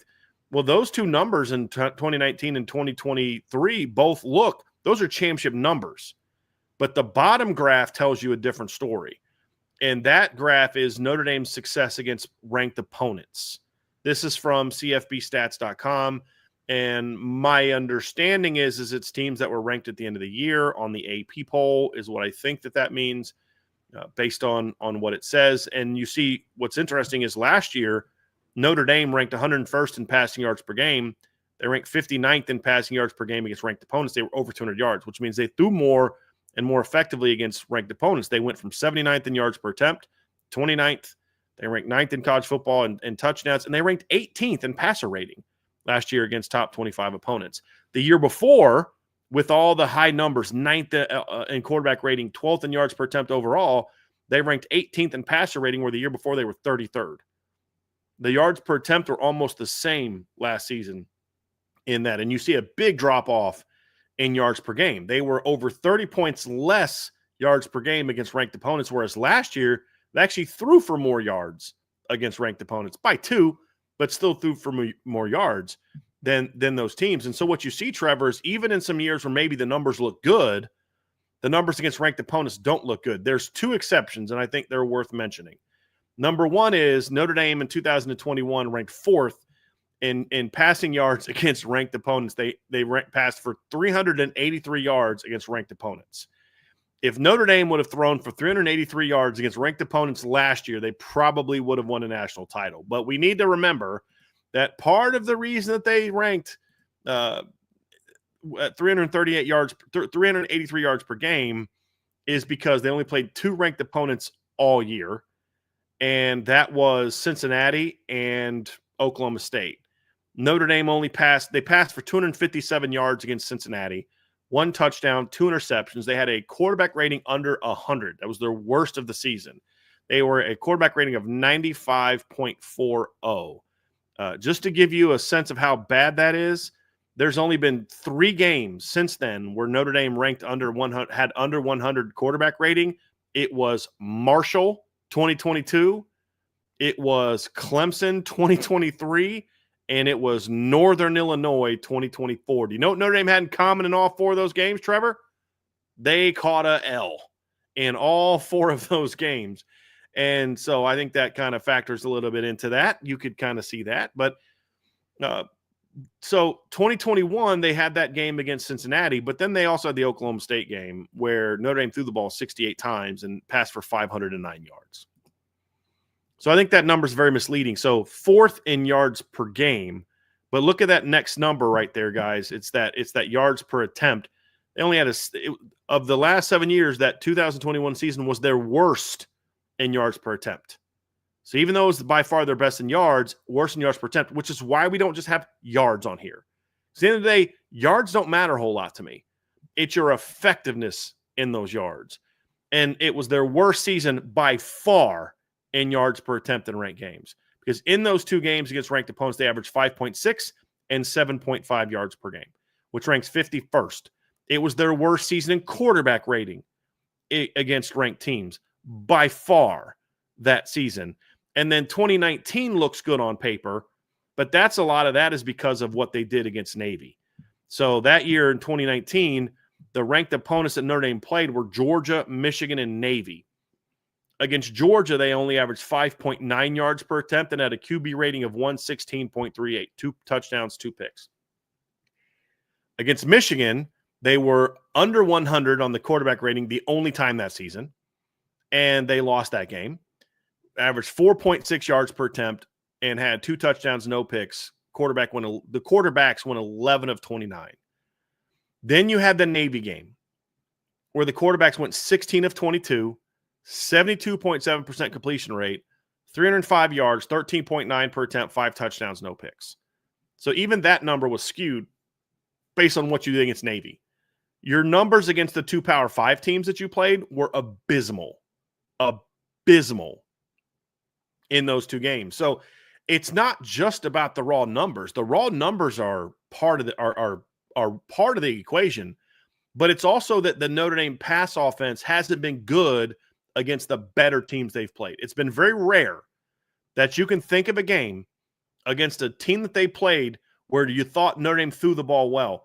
That's what made the Penn State game so interesting, because they weren't running the football effectively in the second half of that game. What sparked the Notre Dame's comeback And what led Notre Dame rallying and winning the game in the second half was what they did throwing the football in the second half. That's not normal for Notre Dame. They normally don't throw the football at all in those games. And so when I look at it, those are the things that I point to and say, this tells you that it's just not good enough. The numbers aren't good enough, but the against top teams isn't good enough. And then this final graph down here, Trevor, you start looking at what do the top teams in the country do? Well, yards per game, that varies. You've got LSU and Bama finishing second and third in 19 and 20. You've got Georgia finishing 15th in yards per game in 2022. They finished 51st in 2021.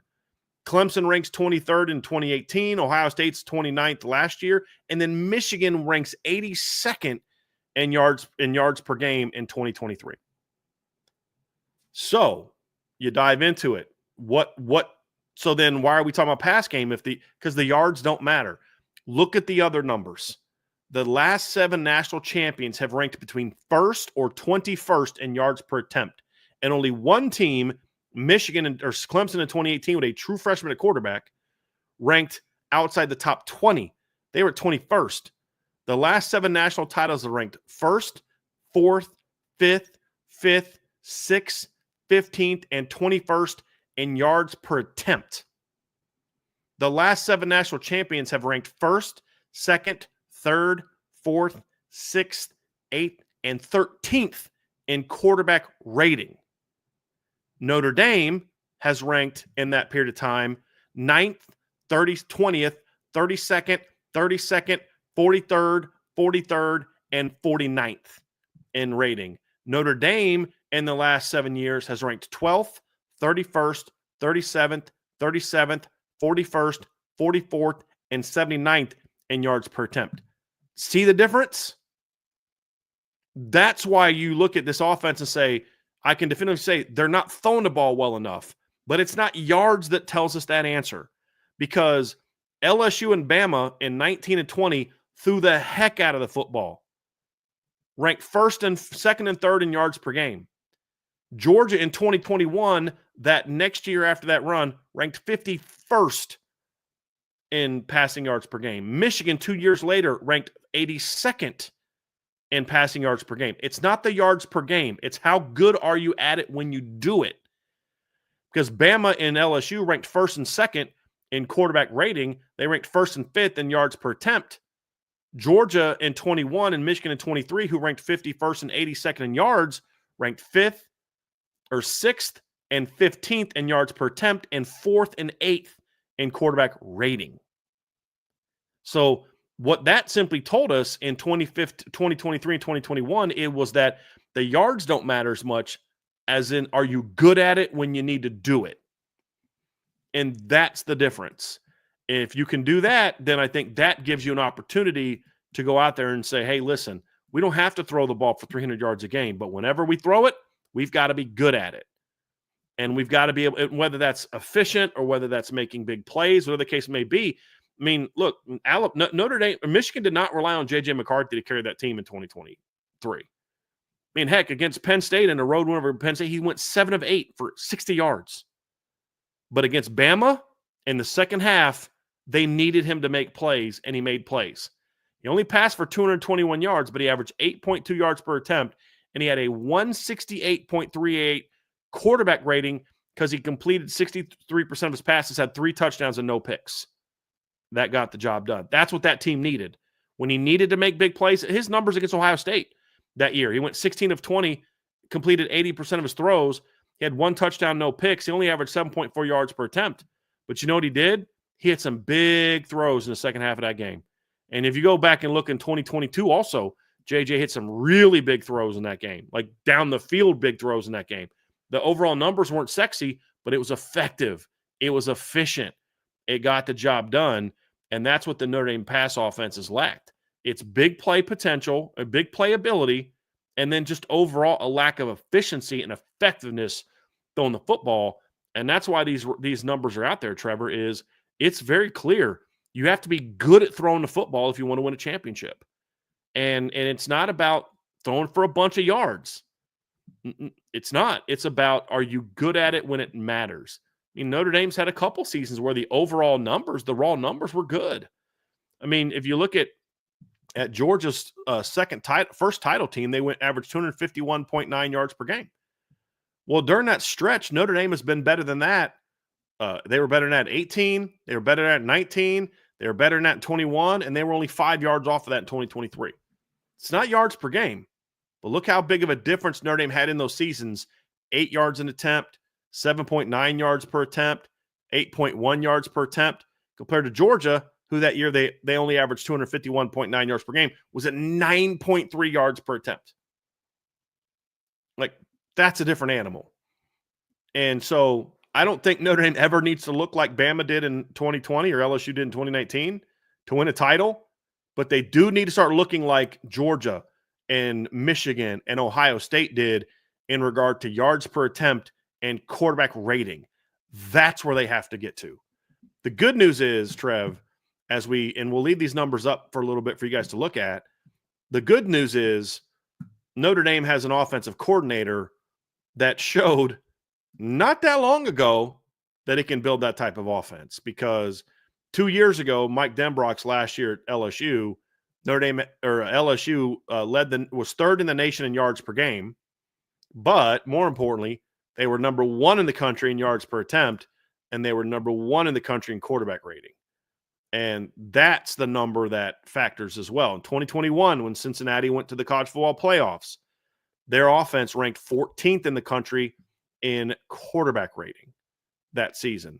That's the numbers. Those are the numbers that you need to look at, Trev, and say, you've got a quarterback that has shown the ability, a coach that has shown the ability to produce that type of offense. And that's part of the reason that Marcus Freeman brought him to Notre Dame. I mean, you started to see the progression of the passing offense as the season went on last year. Look, 5 of their 7 passing touchdowns against ranked opponents all came in the playoffs. 1 against IU, 1 against Georgia, 1 against Penn State, 2 against Ohio State. And so the groundwork started to get laid for what it's going to be. I think there was a ceiling based on who their quarterback was in how it would be used in the crucial numbers that we were talking about. Yards per attempt, quarterback rating overall. When you have a gamer-like quarterback, like a street ball type of quarterback, like a Riley Leonard, those are the numbers that aren't going to look as good in comparison to what the champion stats were. A lot of my issue with Notre Dame's passing game is the overall efficiency of it, yards per attempt, quarterback rating. Also wouldn't hurt if like in Georgia did in 2021, they only passed for 250-something yards a game, but they had 39 passing touchdowns. Wouldn't help either. But when I look at wouldn't hurt. But when I look at Notre Dame's passing offense, it's the when, not the if for me. It's when it decides to be effective is what bothered me last season. I love the second half performance against Penn State. I loved the second half performance against Ohio State. Mm-hmm. But it's the when, not if they're capable of it. Because I do think that there is a portion of the fan base, and I know there's a big portion of the national media that just believe that Notre Dame is literally incapable of throwing the football. That's not the case. We've seen it. They've done it. It's just the when that decides to kick in is kind of what kills me. But it goes back to yards per attempt, and it goes back to quarterback rating. Right. That is for sure. Because I don't care that you pass for 500 yards in the Fiesta Bowl game when you need to throw the ball 68 times to do it. Yeah. Don't care. The yards don't – I mean, the yards are always – I mean, yards matter. I mean, you have to gain yards to score touchdowns. You don't get it because, boy, that you looked pretty on that play, so we're going to give you points for it. No, you have to get yards to score. But my point is that there can be hollow yards, and we've seen that plenty of times where – just because you throw for a bunch of yards doesn't mean you played great. For example, Notre Dame, so you look at like the Oklahoma State numbers, 509 yards on 68 attempts. It's only 7.5 yards per attempt. I look at the game against Georgia Tech 2 weeks before, and that's the kind of number you want to see. Now, again, way worse opponent, but I'm making a point. That was more impressive than what that game was. The Stanford game where they threw for 345 yards was way more impressive than the Fiesta Bowl, because they threw for 345 yards on 35 attempts. The week before against Georgia Tech, they threw for 285 yards, but they did it on 20 attempts. That's the kind of number that I care about. That's the kind of number I want to see. You look at the Florida State game, that was Jack Cohn's best game, in my opinion. He throws for 366 yards, but he only needed 35 attempts to get there. 4 touchdowns and 1 interception, went 26 of 35 in that game. Like, those are the kind of performances that you want to see. Now, again, those were against inferior opponents. But find me some happy medium. I don't care if you throw for 245 yards. If you only do it on 21 attempts, that's a darn good day of work. You know, and that's more of the thing that I look at more so than yards. It's how effective are you at it? And when they can become more effective in that regard, I think that's when you get to the point where you could say, okay, if they want to win a championship, it's because the pass offense has evolved and become more effective. Notre Dame's always going to be a team that I want to see run a football. I mean, look, I'll take a 2019 LSU season. Anybody would. But I would, if I had my way, I would rather have a team that passes for 275 yards and rushes for 230 than a team that passes for 380 and only rushes for 120. Like, that's what I would rather see. Because that's the type of offense where you can say, hey, we can beat you however you wanted. You're going to get to the postseason and say, there's a team good enough to stop your pass game in most seasons. 19 LSU was an anomaly. That's not the standard. That's not what you're shooting for. There's going to be games where it's rainy, it's wind. I mean, what if you're playing a game in South Florida for the championship game in Hard Rock and there's no dome? What if you're playing the championship game is in the Rose Bowl and it's rainy and there's no dome and you're a team that's built entirely on throwing the football? Good luck. You better hope that other team is just as pass game dependent as you are. You never know what's going to happen. You may play a team that's as good at stopping a pass as your defense has been the last 2 years. You know what I mean? And if they're going to take that away, do you have things to stop it? Like Texas against Ohio State, they said, Jeremiah Love Smith is not going to beat us. It's just not going to beat us. So they said, okay, Emeka's going to do his thing, and Cardinal Tate's going to do his thing, and Travion Henderson's going to do his thing, and we're going to run the ball, and we're going to still beat you. And that's what separates the championship teams. Michigan's a running team. Alabama got to a point where they were kind of shutting Michigan's running game down, so they needed J.J. McCarthy to make some plays with his arm. Guess what he did in the second half of that game? Made some plays with his arm. Hits Roman Wilson for a big pass over the middle that sets up a score. That's what the championship teams do. Is, yeah, we can throw it if we need to. We can throw it because we want to sometimes. But when we throw it, we're good at it. Whether we do it 20 times or whether we do it 35, 40 times, we're good at it. Same thing with the run game.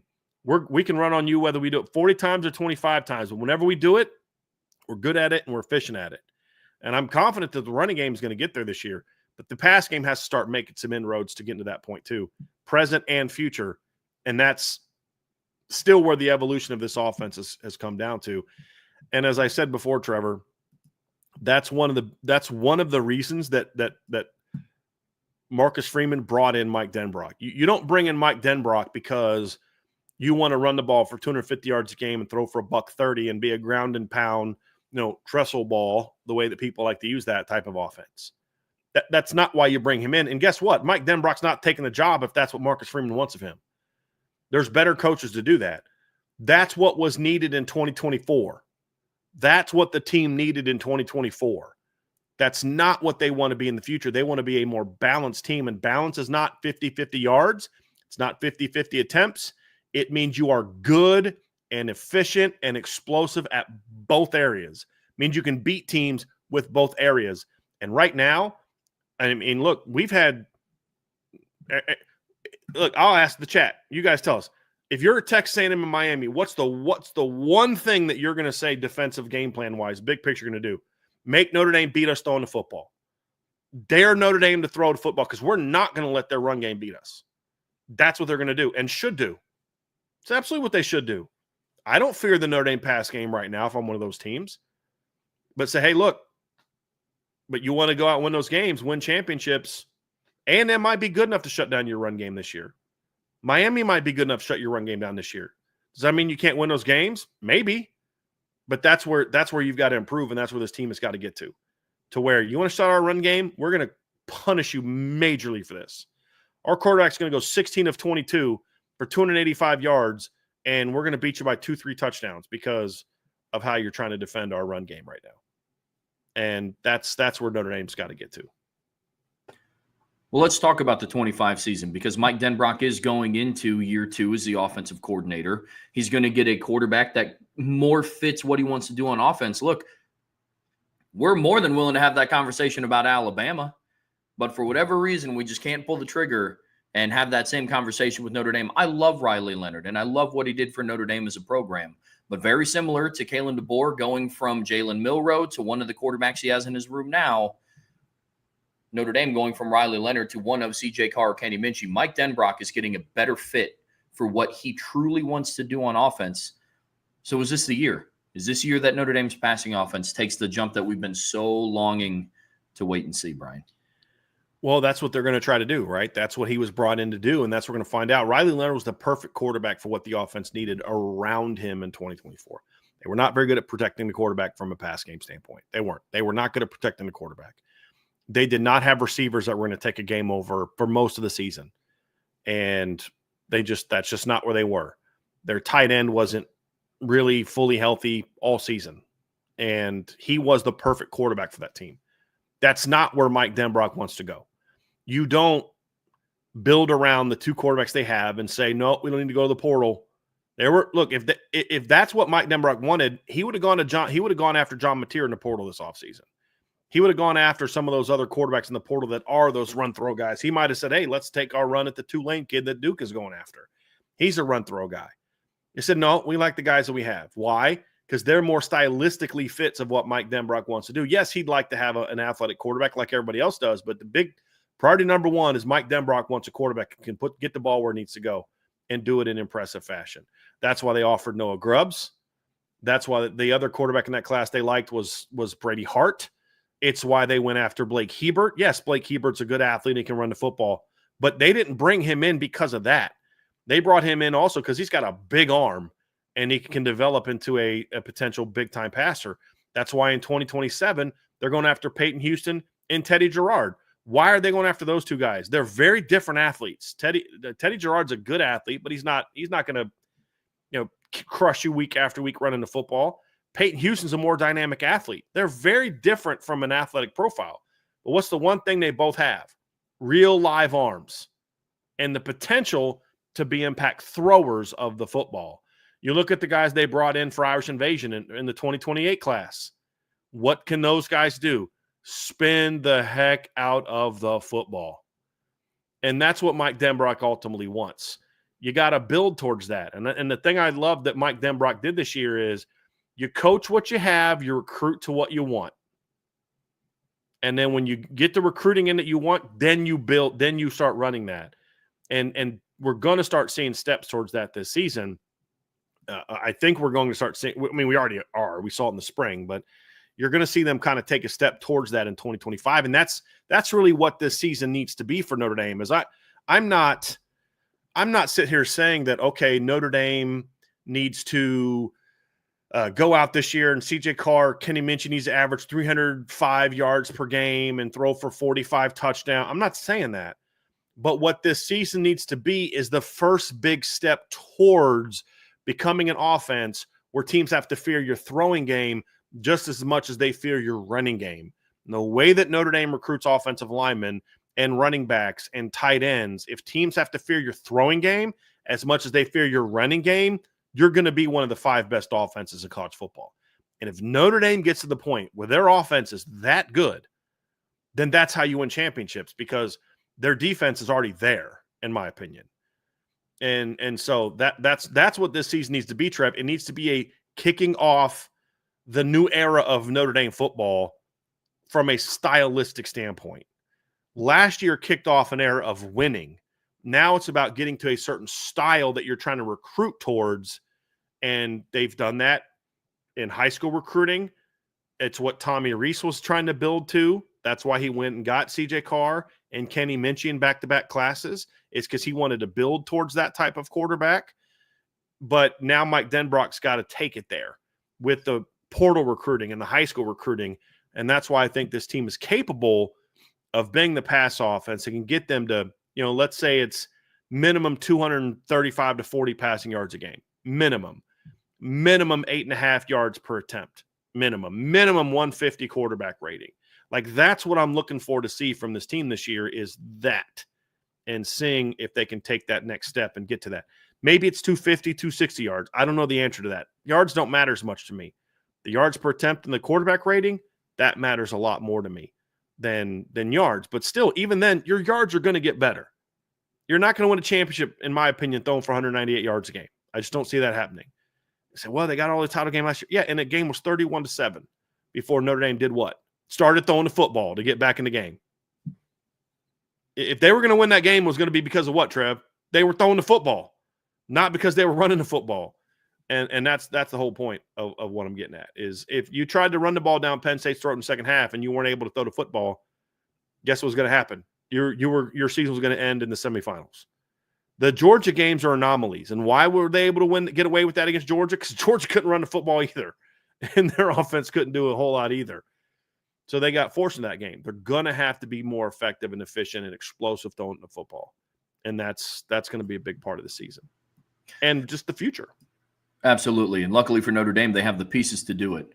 You know, you look at this current roster. Mike Denbrock is going into year 2. So you now have continuity for the first time at offensive coordinator, for the first time in a couple of seasons, which I think is going to pay major, major dividends to this offense. So this is Marcus Freeman's 4th year, right? It just hit me.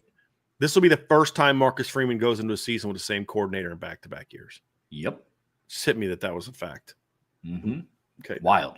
Which I know you already know, but it's like that just kind of hit me. But isn't that crazy to think about? I mean, because the offenses that Marcus Freeman has had haven't been dormant. They've just been run heavy, you know, and now you're getting a pass-oriented offensive coordinator that wants to hurt you vertically down the field going into year 2. Like you talk about building the foundation for the 26 season, the 27 season. You know, look, they are also now in a spot where whether they go with CJ Carr or Kenny Minchie, they're going to have the same starting quarterback in back-to-back seasons, barring a crazy injury. That's the first time they've been able to say that from when they went from 19 to 20. And then you look at what this wide receiver unit is. Malachi Fields, Will Pauling, and then Jaden Greathouse has the opportunity to come back. Jordan Faison, and then the plethora of young guys that they have, and all the wide receiver recruits that you just signed in the 2026 class. That'll be on campus next fall or next spring, depending on who decides to do what. But this is a very, very important year, but they have the pieces. Like they're starting, it's almost like chess. You know, last year you're getting the board out, and then this year you're kind of putting all the pieces together. You know, and once the fall hits, you start making all your moves. And that's when it's going to start to become real fun watching this Notre Dame offense. It has to be. I mean, look, Larry Frito, I love you, man. He says, don't know if Georgia or Penn State was afraid of Notre Dame passing game when Notre Dame beat them. This is exactly what I'm talking about. You got to get out of that mindset because Georgia also struggled to throw the ball effectively in that game as well. They scored 10 points. But Notre Dame tried to run the ball against Penn State in the first half, couldn't do it, wasn't very good throwing the ball. And what was the score at halftime? They were losing 10-3. What was the difference in the second half of that game? Notre Dame started throwing the football effectively. That's the whole point. If they would have just run the same game plan in the first half that they ran in the second half they ran in the first half, they lose that football game. If Notre Dame doesn't effectively alter and start throwing the football against Ohio State, it's just another Notre Dame blowout in a big game. That's all it is. That's the whole point, Larry. You guys have to get out of this mindset of it's Notre Dame football. It was good enough for Lou. It's good enough for us. That's not modern football. You have to be good both ways. Both ways. Marcus Freeman knows that. And Mike Denbrock knows that. And that's why you're seeing them going out and getting Malachi Fields in the portal and getting Will Pauling in the portal. And why you're seeing them do what they're doing right now, recruiting the position. A team that wants to just ground and pound you never signs 5 receivers in one class. Ever. They're not happy with Kenny Minchie and CJ Carr as their quarterbacks. They're going after something different. Yeah. And that's the whole point is they have to be balanced. We're not saying that Notre Dame needs to look like LSU 2019. Like it's not Riley Leonard's offense or Joe Burrow's offense. We're not saying that. There's a happy medium that most teams that win championships get to, and that's what Notre Dame has to do. Like there's a big difference in how well Michigan threw the ball in 2023 compared to how well Notre Dame threw it this year. Yeah. That's the whole point. And, you know, I mean, you look at Notre Dame, Michigan only threw for what? 213.7 yards per game in 2023 and win the title. That's it. That's still over 14 yards more than what Notre Dame threw. Michigan that year, but had an 8.9 yards per attempt average. Notre Dame was at 7.1. Michigan had a quarterback rating of over 165. Notre Dame's is at 140. It's not about the yards. It's about, are you good at it? And that's what we're talking about here. And we have to get out of that mindset of just run the ball. We're not saying stop being good at running the football. Running the football doesn't matter. It's not what we're saying. It's about keep doing what you're doing running the football. Keep playing defense the way that you're playing defense. But this part of your game has to get better if you want to win a championship. Just does. That's not even debatable at this point in time. Well, 100%. You can't be excited. In one light, you can't be excited about the recruiting class they just signed. But then on the other hand, be confused why Notre Dame wants to involve as an offense. I'm not a coach. I've never coached. But I'd be willing to bet you that Mike Brown and Mike Denbrock didn't bring in Bubba Frazier and Dylan Faison and Braden Robinson to be boundary blockers. I'm going to go off on a limb. We want to run the football all day, so let's recruit a couple 5'9" receivers who go out there and stalk block all game. Totally. The writing is on the wall. You look at what their portal additions were this past season. You look at the breakout that Jaden Greathouse had. You look like the writing is on the wall. And I'll be honest, I'm one of the people that it's taken some time to get warmed up to and used to being in this conversation, especially around the wide receiver position. I get the difficulty, but there is no doubt. If Alabama can change how they run their offensive style dramatically and quickly, changed. Yes. Then you can expect some of the same things around Notre Dame, because the people in the conversation around, Notre Dame, passed for 80 yards or 90 yards against Georgia and they still won. Yes. And I know they still won by double digits. Imagine if they did pass for just 150 yards, what the final score of that game was going to be. Mm-hmm. Look, Notre Dame surged and made a comeback, only passing in the second half. They got 3 offensive possessions in the first half. 3. And 2 of them were 3-and-outs. Now, mind you, they kind of made up for it because their first drive went for 19 plays. But, point being, imagine if they're able to start passing the ball just a little bit more effectively. I know CFB 26 just came out. It doesn't have to be 4 verts every play. It doesn't have to be slot fade every play. But as long as you're more effective early in games to let defenses know, hey, this is an aspect where we can hurt you. Yeah. That's a game changer. An absolute game changer. And then to all the recruiting people out there, we saw what it did for Alabama. Look, guys, there was one year where their receiving corps was Jerry Jeudy, Devontae Smith, Henry Ruggs, Jalen Waddle, and they had recruits coming in, and they were able to get, what was his name? Williams out of the portal from Ohio State, who ended up Jameson Williams. And then it just kept going on and on and on. There is a domino effect to this, but you can't be in the same boat of, I love the recruits they got. Marcus Freeman is hot. This Notre Dame offense is poised for a jump. And then look at some passing numbers where you hear that the passing offense has to take a step up and then not also want that to happen. Caden Finley's not choosing Notre Dame over Texas to come in and be a stalk blocker. Right. Nor are they putting all the effort they put into getting him to do that. So, Trev, I think looking at the present, the question then is, does Notre Dame have the resources to start to make that jump now? And that's an unknown in some ways, but I think they've positioned themselves to where I feel good about that. Again, that's why you bring in Mike Denbrock, who led the explosive LSU offense in 2022 and especially 2023. And is a guy that led Cincinnati to the college football playoff, the offense in 2021, a guy that was part of Notre Dame's best ever yards per attempt offense ever in 2015 at over 7 yards a play. That's why he was brought in. It's just as simple as that. Then you got the quarterback room, whether it's CJ Carr or Kenny Minchey. We've let our opinion be known of who we think is going to start. At the end of the day, I don't care. They both bring that to the table. If Kenny Minchey wins the starting quarterback job, you're not changing the offense. You might throw a couple more designed runs in there, but you're still a team that's going to do exactly what we're talking about because Kenny Minchey has that kind of ability. And then you look at the future or the perimeter, the wide receiver position. You don't bring in Malachi Fields to just block all game. You're not bringing in Will Pauling to block all game. And you look at Eli Raridan kind of stepping into that role. Jaden Greathouse will just break out. Jordan Faison. I do believe the pieces are in place for us to see a big jump in pass offense this year. You're going into year 2 of the system. And as I've pointed out before, Mike Denbrock has a long history of year 2 of his offenses being a lot better and more effective than they were in year 1 in really every area of offense. And so I want to just kind of quickly go over that real quick as we start. So let's look at his most recent offense, LSU. In 2022, LSU averaged 34.5 points per game. In year 2, they jumped up to 45.5 points per game with a very similar roster. They didn't have a bunch of portal options and additions in 2023. In 2022, LSU averaged 453 yards per game, 6.4 yards per play. It's a pretty good number. And the next year, they averaged 543 yards per game and 8.4 yards per play, again, with basically the same players. If you look at Cincinnati in 2017, Mike Denbrock's first year, he takes over for a team that was only going for 19 points a game. His first year, they go 20.9 points per game, 20.9. That's it, 20.9. And then in year 2, they jumped all the way up to 34.9.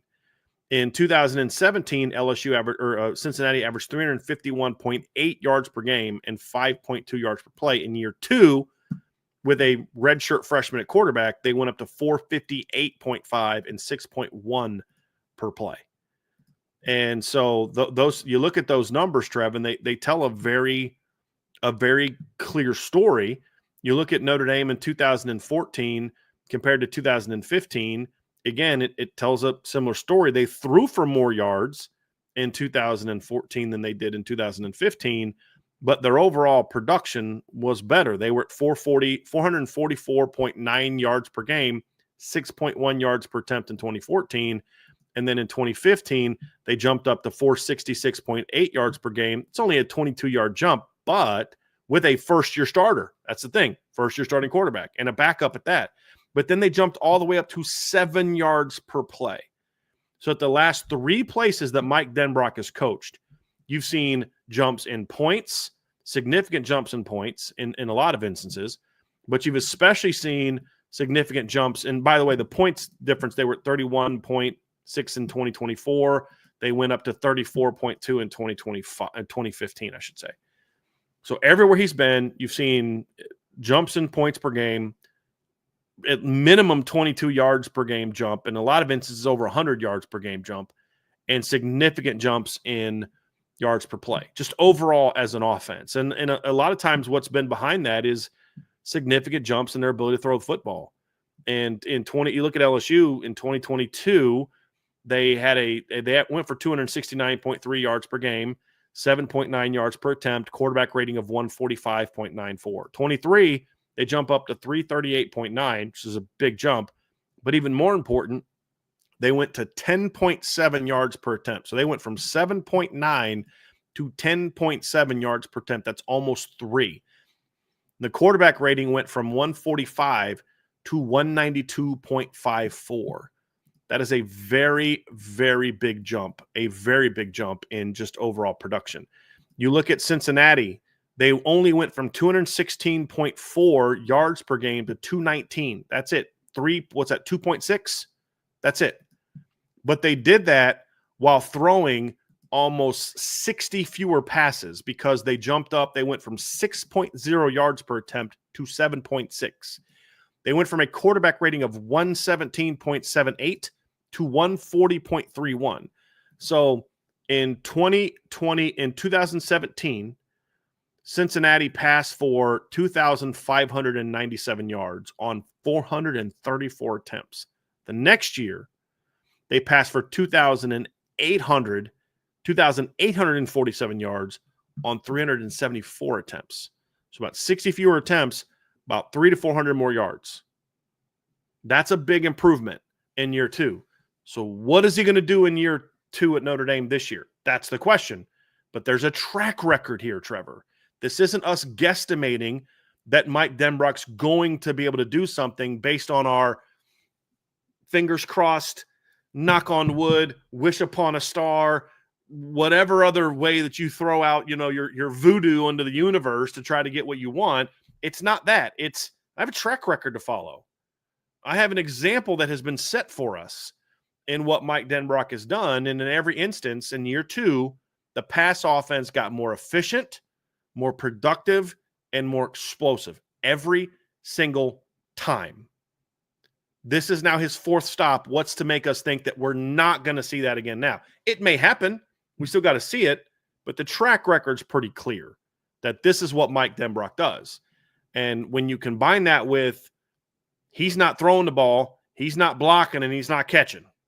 He's just calling the plays. Do you have the resources in place? And that's what we've spent all summer talking about is, yeah, I think so. So you want to know why I'm optimistic that we're going to see a jump? It's because it's what Mike Denbrock has just done. He's just done that everywhere he's been. Mike Denbrock is the person that kind of changed my tune around this conversation because there is still a part of me, like I said before in previous shows, I'm cautiously optimistic about the receiving room. Doesn't mean they're without questions. Can Eli Raridon stay healthy?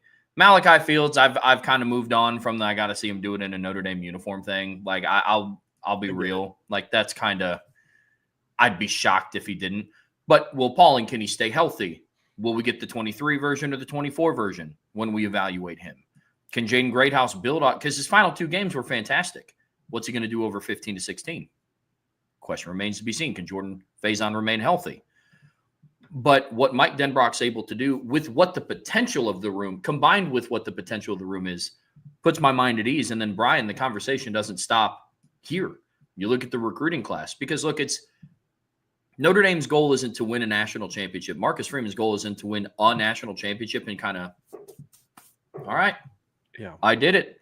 It's about building something consistent for years to come. And we're starting to see that a little bit with this 2026 recruiting class. So it's not just that we need you, Mike Denbrock, for this 1 year, and then we're just going to kind of fall off the map type of deal. Not a one and done, not a Cinderella story type thing. They're looking to build for the future. And I think that's what this 2026 class does as well. Mm-hmm. Well, and that's the final piece is let's look at the future. Is Notre Dame working towards this becoming a thing that is going to be sustainable? And this is what ties into what we've seen the last month. Yeah. Because a month ago, it was, well, yeah, they may want to do that, but I don't know that they have the resources to do that. That remains a question. When you look at what Notre Dame has done here, Trevor, by adding in the last month, I should have created something and just looked at it. But actually, you know what I can do? I can actually pull this up. So just give me a second. But when you think about what Notre Dame has done this last month, where you go into the month of June and you've got Bubba Frazier and Dylan Faison at wide receiver. Now, look, everybody knows I'm very high on Bubba Frazier, but it can't just be Bubba Frazier and Dylan Faison. You don't have a tight end in the class. You don't have a receiver, and you have 2 receivers in the class. And then you look at what they've added in the last month. And I'm going to pull this up here real quick. This is my commits board, the Notre Dame commits board. So I've ranked the 16 offensive commits in the 26 class. And you look at where we were going into the month of June, you would have had your number 1 recruit was a running back. Your number 2 was an offensive lineman. Your number 3 was a running back. Your number 4 was a quarterback. And your number 5 is an offensive lineman because I regraded it yesterday. Bubba Frazier was a little lower before I did a regrade on him. That's great for the future of running the football. Now you look at it, and your number 1 is a running back. Your number 2 is a tight end who is at his best catching the football. Your number 3 is a wide receiver. You've also added another receiver at number 9 and another receiver at number 11, where now all of a sudden you're looking at it saying, is the receiver class even better than the O-line class that everybody keeps talking about? Like, that's a very legitimate question that we're going to get into. And then you go down and it's not just about that, but you go down to the upside grade and it tells a similar story. You now have 2 pass catchers in your top 5 and upside. I have 5 guys that have a 5-star upside grade on offense. It's 2 running backs who, by the way, one of them just put in work at the Future 50 for his pass catching, or the Rivals Elite camp for his pass catching. But you have a pass catcher number 1, a pass catcher number 4, and then 2 skill players, running backs at 2 and 5. Those are the things I'm talking about, Trev, is when you really think about it, in the last month, they added 2 tight ends, both of which are pass catchers first. They added 3 wide receivers in the last month. And all 4 stars, all with high ceilings. And they've added, and 2 of those receivers they added are Texas kids that are coming off 1,000+ yard seasons. 1,400 actually plus yard seasons in Texas. And you say, okay, now that's how you start to build the future to look as good as the present. And that's what Notre Dame is working towards. And that's what makes this last month so important. You take Ian Premer away, and it's good, but it's not as good. You take Caden Finley away, it's good, but not as good. The fact that you get both Finley and Premer is huge. Then you throw in Braden Robinson. Then you throw in Devin Fitzgerald. Then you throw in Preston Frizzell. And all of a sudden, Notre Dame has 7 players in this class who do their best work as pass catchers. And that's how you start transitioning into this point where you say, okay, now Notre Dame is bringing in the weapons where this thing they're hoping to do this year can continue without them needing to go get half their top 4 through the portal and their number 1 through the portal. That's what Notre Dame is doing. I mean, you think about it. 3 of Notre Dame's top 5 receivers last year were portal pickups. 2 of their top 4 this year, potentially 2 of their top 3 are portal pickups. They're trying to get to the point where we don't need to go get Malachi Fields out of the portal because we recruited him out of high school. That type of guy out of high school. And that's what was so important about the last month is in the last couple of weeks is when you all of a sudden, just like that, bam, bam, bam, bam, bam. This is what led to our sort of intro of what we're excited about because we're talking about the future of the pass game. And that led to a conversation about the recruiting. And you think about in a matter of a couple weeks, they added Ian Premer, Caden Finley, Braden Robinson, Devin Fitzgerald, and Preston Frizzell to the class. That's huge, huge. And I don't know if there's a happier guy in the country right now than Noah Grubbs. and you know, Blake Hebert and the young quarterbacks that are part of this, because they just completely took a hard right turn when it comes to the projection of this part of the offense. Because, like we said, Trev, it's got to get better. It's got to get better. But to get better, you need good coaching. Check. To get better, you need good players. And now we're getting to the part where it's check. Now it's about doing it. Couldn't agree more.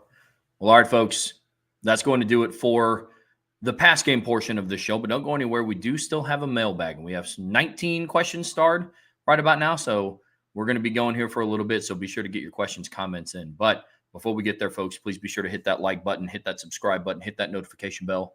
Share this podcast with your friends and family. Anybody that you know loves Notre Dame and college football as much as you do. But as always, the best way to support what we do here is subscribe to the premium message boards at boards.irishbreakdown.com. All right, my man, it's mailbag time. And we have 19 questions, comments submitted. So be sure to get those in if you haven't already. Super chats do get bumped up to the top. But I'm ready to get into it. We were that one on Friday, man. I'm kind of itching to do one. Yeah, that was I did, and we didn't do a lot of like mailbags. Like our show topics were so long, we didn't get a lot of the daily mailbags in last week. So if you want to get some questions in, go ahead and get those in, and we'll keep answering them. So let's start off, Trev. We did have a super chat from my guy Mark Stewart, man. Mark, I really, really, really appreciate you for this, man. He said, I wanted to thank you for a great weekend. You didn't have to be here to report all the Notre Dame recruiting news on a holiday weekend, but you guys did. I really appreciate you and Trev. And just so you guys know, I did not mandate that Trevor be there. I asked him, I said, hey, man, if I'm going to do these shows, I actually offered to do solo shows on July 4th and July 5th, but Trev wanted to be here because he wanted to be part of presenting this. So I appreciate you for that. But Mark, my man, I really appreciate you for the kind words and for the super chat. Truly, really appreciate that. Irish English, over under 46% third down conversion in 2025. That is I'm going to say over. Notre Dame has not been great on third down the last couple of years. They were at 41.3 this year, 44.8 the year before that. They're at 47 in 2022. They were at 49.7 in 2020. Their 2018 offense was at 43. So it's a good number to look at it, but I'm going to go over. I think this team is going to be pretty good on third down. I think a big part of that is when you're as good at running back as Notre Dame's going to be at running back. And when you're as good as when you make, and then you add a competent pass attack to that, I just think it's the makings of a team that is going to be over 46%. And that's a good jump. It's not like if their third down offense is at 46.1, that would rank them last year, 17th in the country. So that's good. It's not like, oh my gosh, it's the greatest third down result ever. But that's good. It gets you in the top 20. And I think that's a good bar, to have. So, yeah, I think some of this goes back to the conversation that we had in the previous show, talking about the wide receiver and the pass game growth. If you go back and watch games last year, sometimes when they would get into, 3rd and 11, 3rd and 12, a lot of the mindset, especially depending on where they were at on the field, was, hey, let's get into 4th and manageable. We have a 6'4" quarterback that can pick up 4th and short kind of whenever he needs to. Whereas this year, I think a 3rd and 11, 3rd and 12, ideally you're not in those scenarios, but they will happen. I think this offense is going to be more apt to convert some of those than what last year's offense will. So I think organically that's just going to raise the percentage up a little bit. But I think they're going to negate some of the most annoying like the procedural penalties on 3rd and 7 to put it back to 3rd and 12. So I'll take the over as well. There were also a lot of times, Trevor, where I felt like Notre Dame was okay if they didn't convert a third down because they just wanted to get into a more manageable 4th down. Oh, yeah. I don't think they're going to be shy about going for it on 4th down this year, but I don't know that they're going to have the same confidence of as long as we get to 4th and 1, we're going for it because we don't think you can stop Riley Leonard as they were last year. Yeah. I think you'll see more stuff designed to where the design is to pick up the first down. It's not that they weren't trying to get a first down on 3rd down. It was just that we're going to run a play that's got a higher probability of getting 4 or 3 to get us in a 4th and 1, 4th and 2 situation. And if we pop it and we get a first down, that's great. Sure. Whereas this year, I think they're going to be more effective throwing the ball in those situations. And I certainly something I think they need to do. But doesn't that the number last year just feeds into the overall issue with the offense all year, Trev, was they were just so wildly inconsistent on 3rd down, and they were just not an efficient offense as a whole. I mean, you look at them in the last 4 games, and you see exactly what we're talking about. Actually, let's look at the last 6 games because it just speaks to how wildly inconsistent this team was. So I'm going to go 7 games. They went 1 of 12 against Virginia. 1 of 12. Then the next week, they have their second best 3rd down performance of the season against Army. They go 3 of 5. Then they're only 33% against USC, 3 of 9. Then they go 7 of 13 against Indiana and convert 53.4% of their 3rd downs against an Indiana defense that was one of the best 3rd down defenses in all of college football last year. Last year, Indiana's defense ranked 15th. And part of the reason they were as low as 15th is because of what Notre Dame did to them in their last game, going over 50%. Then the next week against Georgia, where's Notre Dame? 28.6. And it's just kind of maddening. In Georgia and Indiana's 3rd down defenses were about the same. And then one week they're really good at it. The next week they're terrible at it. Then it gets Penn State. A Penn State team where did Penn State rank on 3rd down defense last year? They were 53rd. They were 37.2. Big part of what we're about to say. Notre Dame goes 11 of 17 on 3rd down. By far, the most they had all season was 8 against Navy. 11 of 17 against Penn State, 64.7%, which was their new number 1 on the season. It was their most 3rd down conversion since they had 11 against South Carolina in the bowl game at the end of 2022. And then in the title game against Ohio State, they're down to 41.7. They go 5 of 12. It's just a roller coaster, but it speaks to how inefficient this team was and how streaky this team was on offense. So hopefully they become more to get to 46 plus, you've got to be more consistent. Yeah. And that's going to be the key. I was getting ready to click on the tab I have open instead of clicking on the thing here. Whoopsie. Irish English, if you had to be a fan of another D1 team, what would it be? I have no idea. I honestly don't know. I'll say this. I probably would be a Florida fan simply because when I was growing up, because I was a big Steve Spurrier fan as a youngster. Just because as a quarterback growing up in the Steve Spurrier era, I was like, that's the dude you want to play for. And that was a fun offense to watch. So that probably Florida's the best answer I could find is just because of and I like their colors. So because that's what it would have been, Trev. It would have been some team that you'd have been attracted to as a young person. So, yeah.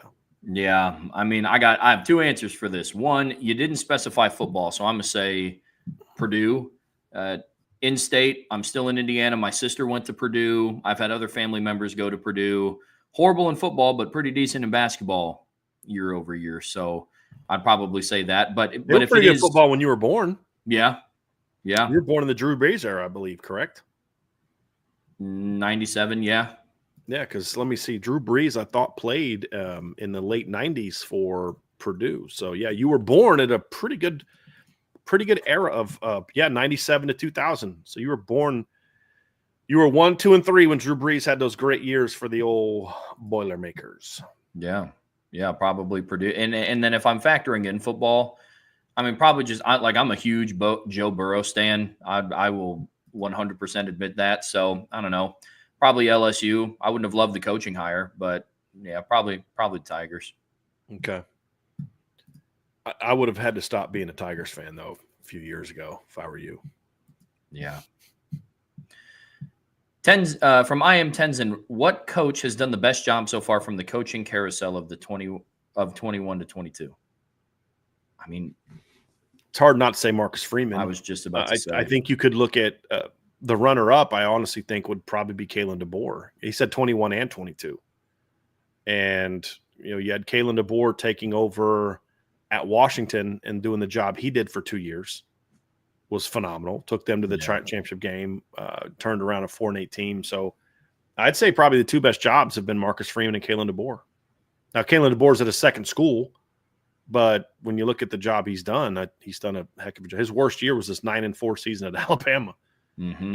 So, I mean, it's actually their resumes are incredibly similar. You look at Marcus Freeman takes over, they go 9-4. I mean, now Freeman's was just been a straight ascent. They go 9-4, then jump to 10-3, and then they go 14-2 and make the title game. And DeBoer has a 9-4 season under his belt. They have the 11-2 campaign as the second best, and then they went 14-1. I would argue that Notre Dame's played a little tougher schedule, but it's very similar successes. And then I'd say the next one's probably Dan Lanning, probably next of that group. They've all done very good jobs at their respective schools. But I'd say Freeman 1, DeBoer 2, and Lanning 3. Going into last year, I probably would have had Freeman 2nd or 3rd and DeBoer number 1. If you want to count. Now, you may say, hey, I don't count a guy that's left and gone to another school. That's fine. But, yeah, Kalen DeBoer inherited a team with 4-8. They were more talented than their record showed. He was a terrible coach. I mean, Kalen DeBoer brought in Michael Penix, but he inherited Roma Dunze and Jalen McMillan and a lot of the guys that they built around. But he just was not a head coach. Some people are just not head coaches. Yeah. Yep. It's a good question. Chief Brody, does Notre Dame have prohibited activities? Was UTV riding one of them? I don't believe that is. I don't believe that is an activity that is prohibited, and I don't know honestly that I would encourage that. I would say this: my personal, if I was advising these young men, do not in the summer, especially, get on an ATV or a UTV or anything like that. Don't be, jet skiing. These are anything that could be like potential high risk. I mean, I think of I'm just on a tube out in the lake, and until one of your buddies on the boat takes a sharp turn and sends you flying into the a dock. You know what I mean? Like, but But at the same time, I also want these young men to be able to enjoy their lives too. And so I don't believe that is something that is a rule for Notre Dame. There's another similar question down here from Joseph Barrett. He asked, he goes, Brian, will the Charles Jagusah injury set a precedent moving forward in regard to protective language and NIL contracts? I would say that Joseph, I don't know that it will set a precedent. I think what's going to do that is as teams start signing players to actual contracts, that will be the case. I mean, just an NIL deal for speaking engagement, I can still go speak. I can still be on an advertisement. My injury does nothing for you. As you start getting into the rev share, the contracts, the 3-year deals, like you're going to sign a deal with, Felix Ojo for $5.1 million over 3 years. I would imagine that there's some level of an out clause in there. It says it's fully guaranteed, but NFL contracts that are fully guaranteed can also be void if there's certain violations in the language of the contract beyond just, you don't play well. Fully guaranteed means you can't just cut me because you don't think I'm playing well. It means, no matter how I play, you got to pay me. But if I go out and get arrested and get sent to prison for 10 years, I don't have to pay you. There's always that kind of language in contracts. I would imagine that there's some things like that in some of these deals moving forward. But I don't think it'd be because of this. I think it's going to more so be just the shape, the changing landscape of going from just NIL to a more firm NIL contract because of the rev share and different aspects. Yeah, and I mean the language in those contracts would have to get super, super specific. I mean, because you can't just label it as like non-football related activity injuries. Who wasn't it like Tyler Buckner a couple years ago that like rolled his ankle in his apartment? No, it was. I think he was walking up and down the stairs on campus. Yeah, that's right. And so then it's like, where do you file that? So you would have to get real specific around like what the injury is. And so, but I'm on the same page as Brian.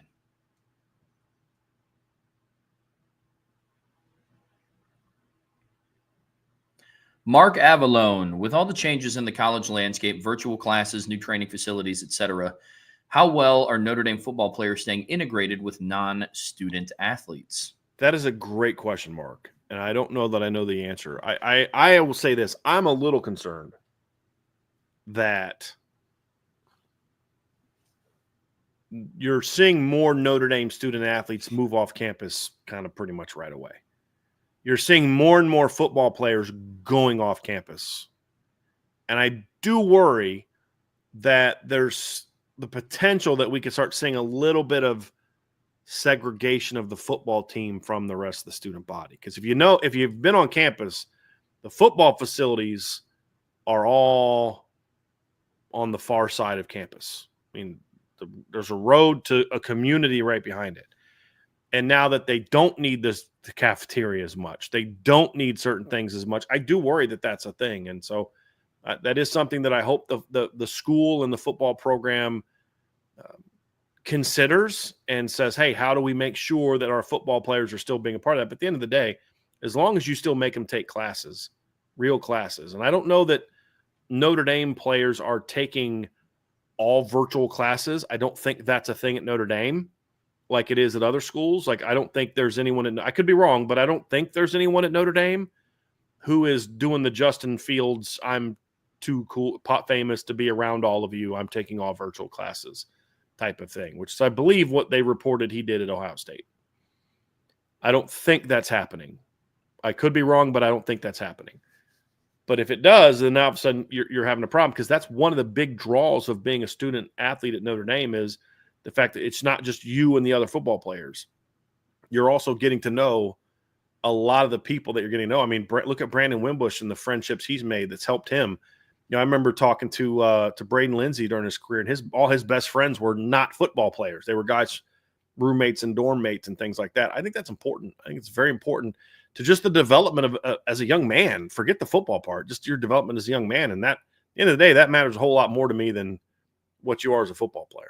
I know that everybody doesn't believe that, but I actually care about these guys beyond what they just do on the football field.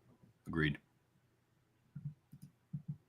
I am Tenzin. Can a Texas-only conference be a P4 or P5 conference, or would they be a G5, G6 level conference? Oh, absolutely, they'd be a P4 to P5. I mean, you'd have, let's say all the teams from Texas went into a league. I mean, so you'd have Texas, you'd have Texas A&M, you'd have TCU, you'd have Baylor, you'd have Texas Tech, you'd have SMU, you'd have Houston. Like that alone makes them D1. And then if you wanted to add like Rice and North Texas and UTEP, you could have them at the bottom of your league. But just Texas, Texas A&M, TCU, Texas Tech, Baylor, Houston is enough for me to be considered a Power Four conference. Yep. Agreed. So it'd be a pretty good conference too. Yeah. Jason Smith, when evaluating smaller quarterbacks, how important is hand size? I think it's important, but there's always anomalies. I mean, Michael Vick was known to have very small hands, and he was not a very big quarterback. He was okay with it.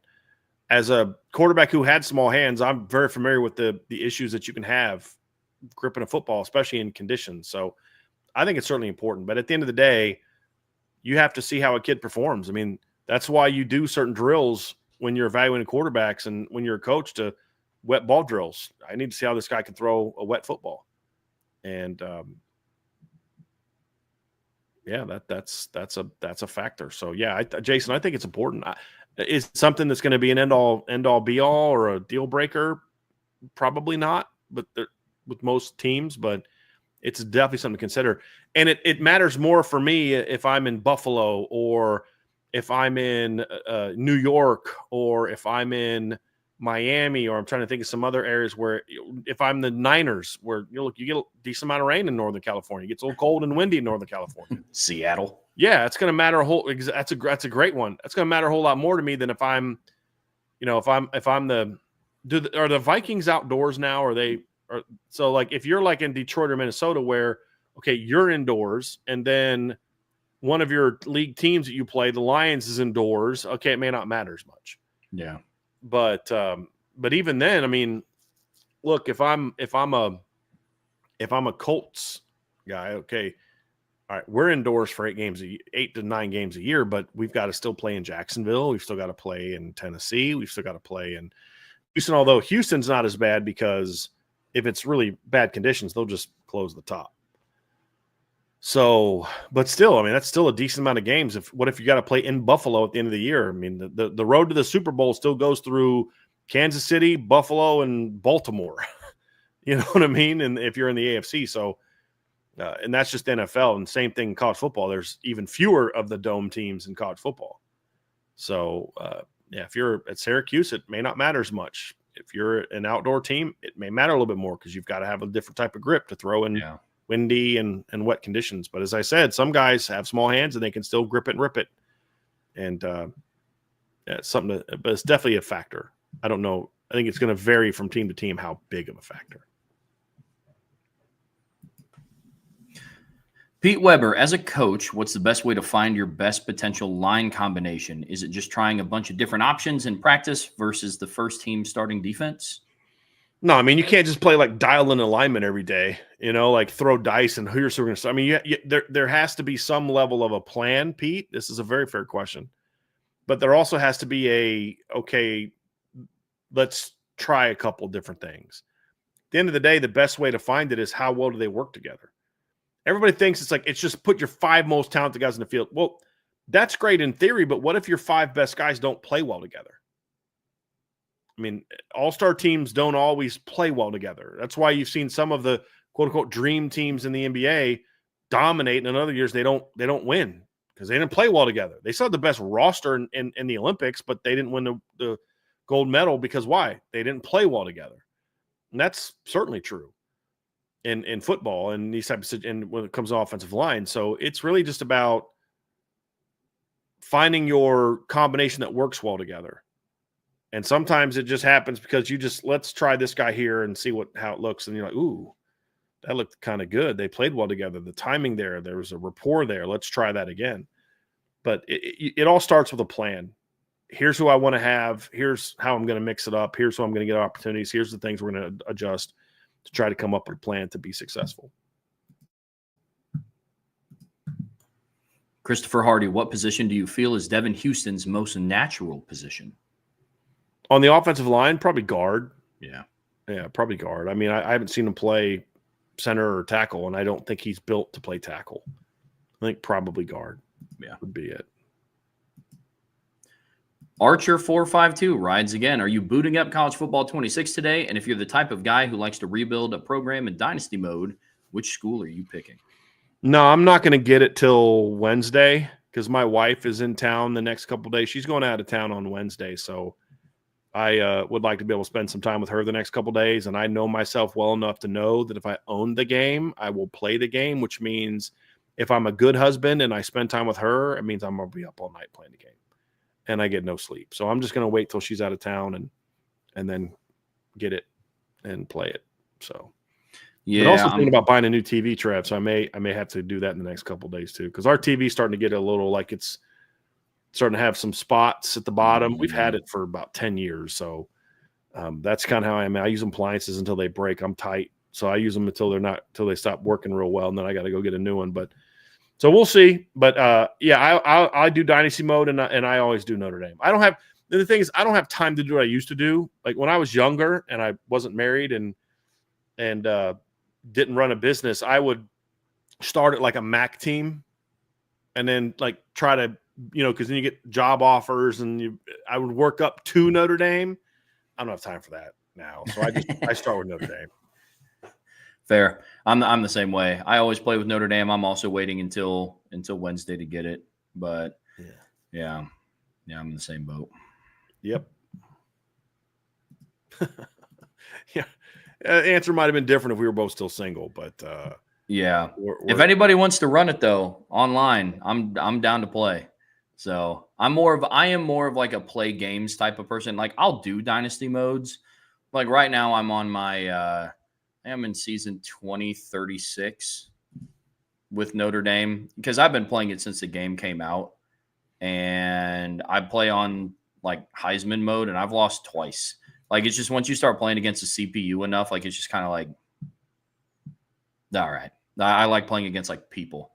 Tristan, no, you wouldn't. I appreciate you, but no, you wouldn't. You should start something on the boards, Trev. Start like an IB league or something like that. I'm down. Yeah. I'm down. Take some initiative. But, yeah, that'd be interesting, yeah. Question from the history expert. Assume Jagusaw is ready to go after the second bye, 5 games to play. What would your preferred solution to the offensive line for the first 7 games be?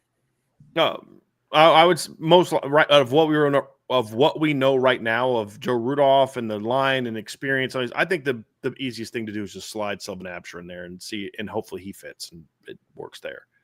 I think Sylvan Absher, he's 6'8", over 320 pounds. He's a big, strong kid.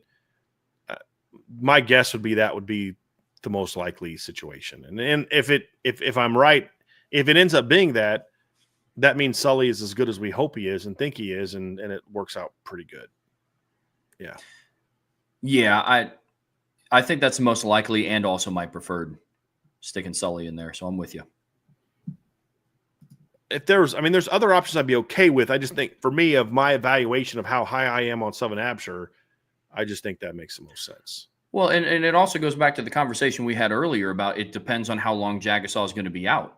And if in this scenario, if he'll be back for the final 5 regular season games and, 3 to 4 playoff games, if I was the coach, I wouldn't want to do a whole bunch of, all right, let's move this guy here and then change this guy's position to fill in for this guy. And then when he comes back, we'll move him back. Like it's a lot easier to just slot in Sullivan Absher and then let it go. Mm-hmm. Yep. Christopher Hardy, you're the coach. You call a layered pass play, a deep bomb, or run the ball right at Miami defense. Play 1 to tell Miami, buckle up. It's going to be a long day. Well, I still feel like the best way to say buckle up, it's going to be a long day, is to run it down their throat. But if I'm trying to like really get them on, I don't care as much about buckle up, it's going to be a long day on play 1. I care more about getting them on their heels. And there's a lot of different ways to do that. I would say, I said this before, I'll stick with it. I'd have a call made where I would have a deep shot called play 1. If they go too high, I'd probably check out of that and run the football. Yeah. So whether that's a deep flood concept, a double post, just a straight go shot, I mean, that depends on what your starting quarterback is most comfortable with throwing the deep ball early in the season.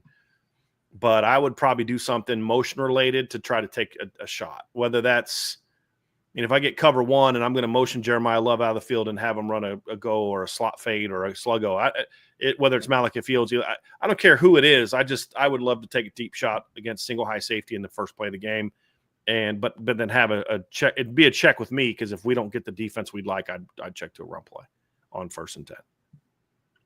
Love it. PJC 1122. Would Clemson's 2018 offense be your ideal style? Efficient passing with good yards per game, but also average around 250 rushing per game with a high yards per carry. Very balanced, backed by an elite defense.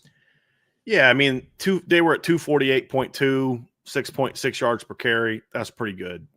That's really good. I mean, look, if you're going to say Notre Dame's offense is going to look like Clemson's offense did in the last month of the season, 2 months of the season, okay. I mean, look, that offense looked a whole lot different late in the year than it did earlier in the year. Agreed. It just did. But, I mean, the playoffs, they threw for 327 against Notre Dame, 8.0 yards per attempt, 3 touchdowns, no picks. Threw for 347 against Bama, 10.8 per completion, 3 touchdowns, no picks, and still ran the ball, well. Yeah, I'd take that. I'd take that in a heartbeat. But yep, I'm still a I want to run the football guy. I just like balance. I said it before. I mean, look, if you can average around 500 yards a game, you're going to be pretty nasty. And look at last year, there were 2 teams ranked around 400, 500, Ole Miss and Miami. So if you're anywhere from 480 to 500, so like my ideal is I'm averaging 275 passing and 225 rushing. And if I was at 490, then I'd say take 10 off the pass. If I was at 480, I'd say take 10 off the pass, and I'm 250 and 225. Or take my first 10 off the pass, and then the next one is take 5 off the run and 5 off the pass. So now all of a sudden I'm at 260 and 210, right? Or it'd be 265 and 215 if I was going to be at 480. So that would be where I would be. Yeah, it'd be. So I take 10 off the pass to get to 490. So now I'm at 265 and 225. And then, so yeah, it'd be force. So if I was going to take 10 more off, it would get me down to, so 490 to get to 480. I would take 5 off of each, would get me to 220 and 260 is where I'd be. Okay, cool. If I got to take another 10 off, take 5 off each side. That would be where I would want to be. That'd be my wheelhouse. Because I don't know if I'd also love running for 250 and throwing for 205. Like, I don't know that would be my jam either. I still want to be able to throw the football effectively. It's a good one. But yeah, if this offense looks like 2018 Clemson, it's going to be a fun year. there's no doubt about that. Yeah. There's no doubt about that. Question from Mile High GTB. Is the ceiling for this offense, or what is the ceiling for this offense? Do you think average 275 in the air, 200 on the ground, and 35 points per game is doable? No, it's not doable, because if Notre Dame's at 275 and 200, they're going to be way over 35 points per game. I'm being somewhat sarcastic, but 275 in the air, 200 on the ground is going to be a 40-point per game offense minimum. Most likely, highly likely that's the case. 38 to 40 minimum points. Yeah, I mean, Notre Dame was at 36.1 last season, and they were over 38 going into the postseason, averaging 198 passing yards a game. Right. Yeah. Well, and they were barely over 200 rushing. It's not like Notre Dame was averaging. It wasn't like last year's rushing offense was, 2017 Notre Dame. They averaged 200.9 yards per game last year running the football also, and they were still over 36 points per game. And that was also going into the playoffs and playing the number 1, the number 6, the number 8, and the number 23 scoring defenses in the postseason also. That's going to drop you down a little bit. They were almost 39 when the playoffs started. Yeah, ideal numbers for me, Mile High. If because I take defense into consideration here too, like who Notre Dame's defense is, flow of the game. They average 450 yards a game, 250 through the air, 200 on the ground, or some combination of. If you want to go 225 and 225, I love that too. But we watched what Notre Dame's offense did last year, averaging 200 yards on the ground. You add basically an additional 52 yards through the air to that per week or per game. Yeah, that's a good offense. All right. Good questions. Christopher Hardy, we know that it might not go this way, but with the Jags injury and others coming off of injury, who would be in your starting offensive line and what position? Similar to what we got earlier. I mean, my starting offensive line would be no different than what it was going to be, except I just insert Sullivan Absher right guard. Yep. So it's left to right, Knapp, Schrouth, Craig, Absher, and Wagner. That's what it would be. It's not going to change a whole lot. Now, if you're going to tell me Jags up for the whole year, then I might say, okay, who's my fifth best guy long term? Is it Absher? Is it Gerby Lambert? Is it Will Black? And then that might result in if it's Gerby, it could just be as easy as slide Gerby in the right guard. If it's Gerby, but you like Gerby at tackle, then maybe he moves over and you move Knapp inside. If it's Will Black and you move Knapp inside. But in any case, the guy that gets my first shot to win a starting job is Sullivan Absher. Yep. And not just because he's the next man up at guard. I think he's probably right now today the next best offensive lineman they have.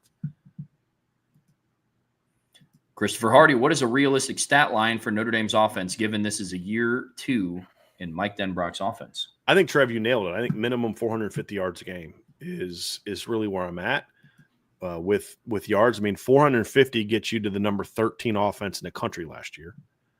I think where I want to see a bigger jump is yards per play. They were at 6.3 last year. I want them to get to at least 6.7. Yeah, is where I want to see them. That gets them into the top 10 in yards per play. So that's the floor for me, 6.6 to 6.7 yards per play, and then 450 yards per game. That's my floor for what this offense should about where they've now.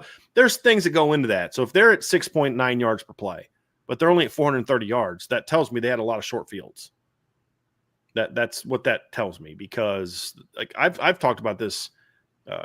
Team I coached in Muhlenberg back in 2002, Trev, we averaged just under 400 yards per game on offense, but we scored about 40 points per game going into the postseason.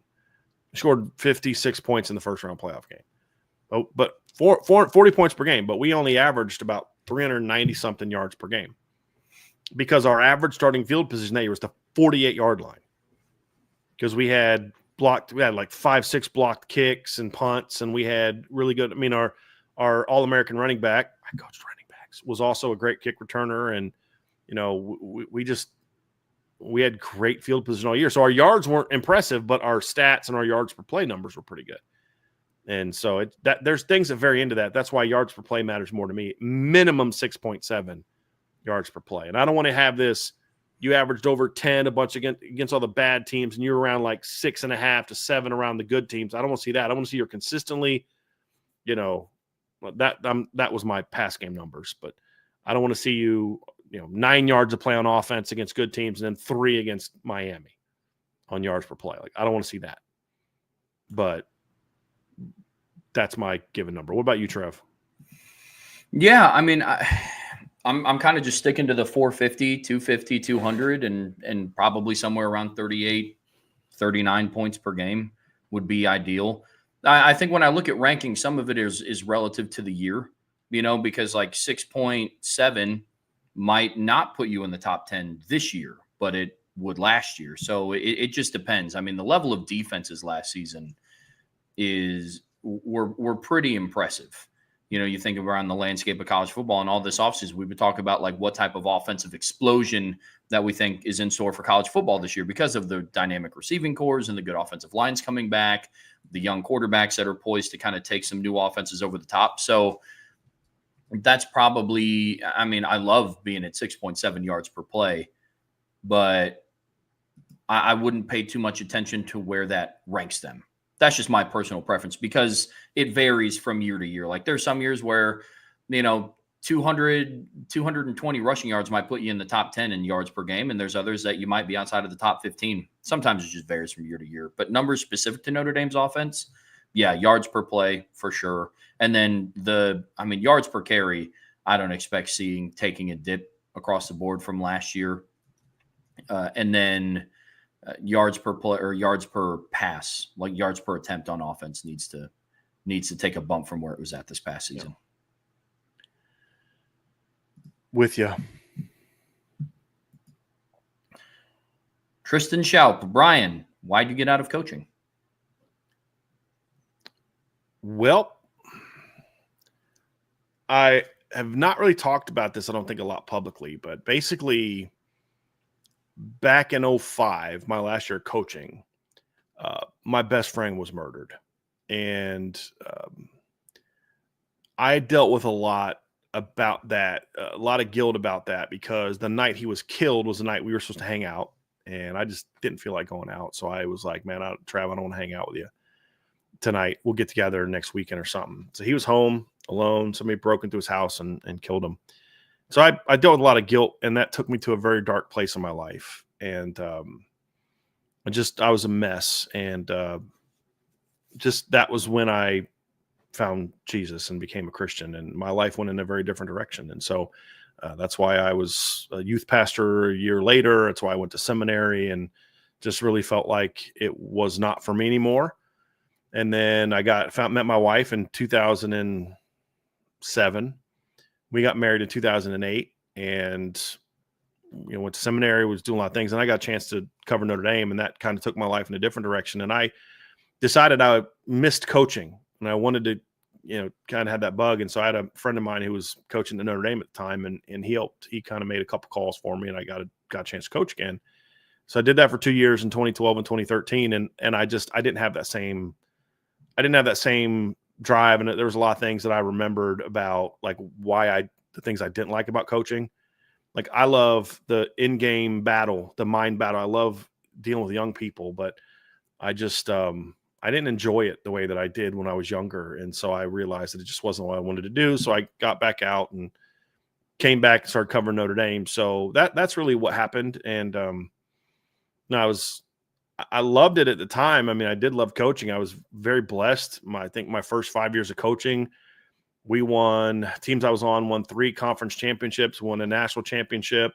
Matter of fact, I think that's my wife put it here. That's my Notre Dame 2018 ring I got from a friend on the coaching staff of Notre Dame. But I got my national championship coaching ring around here somewhere. But, I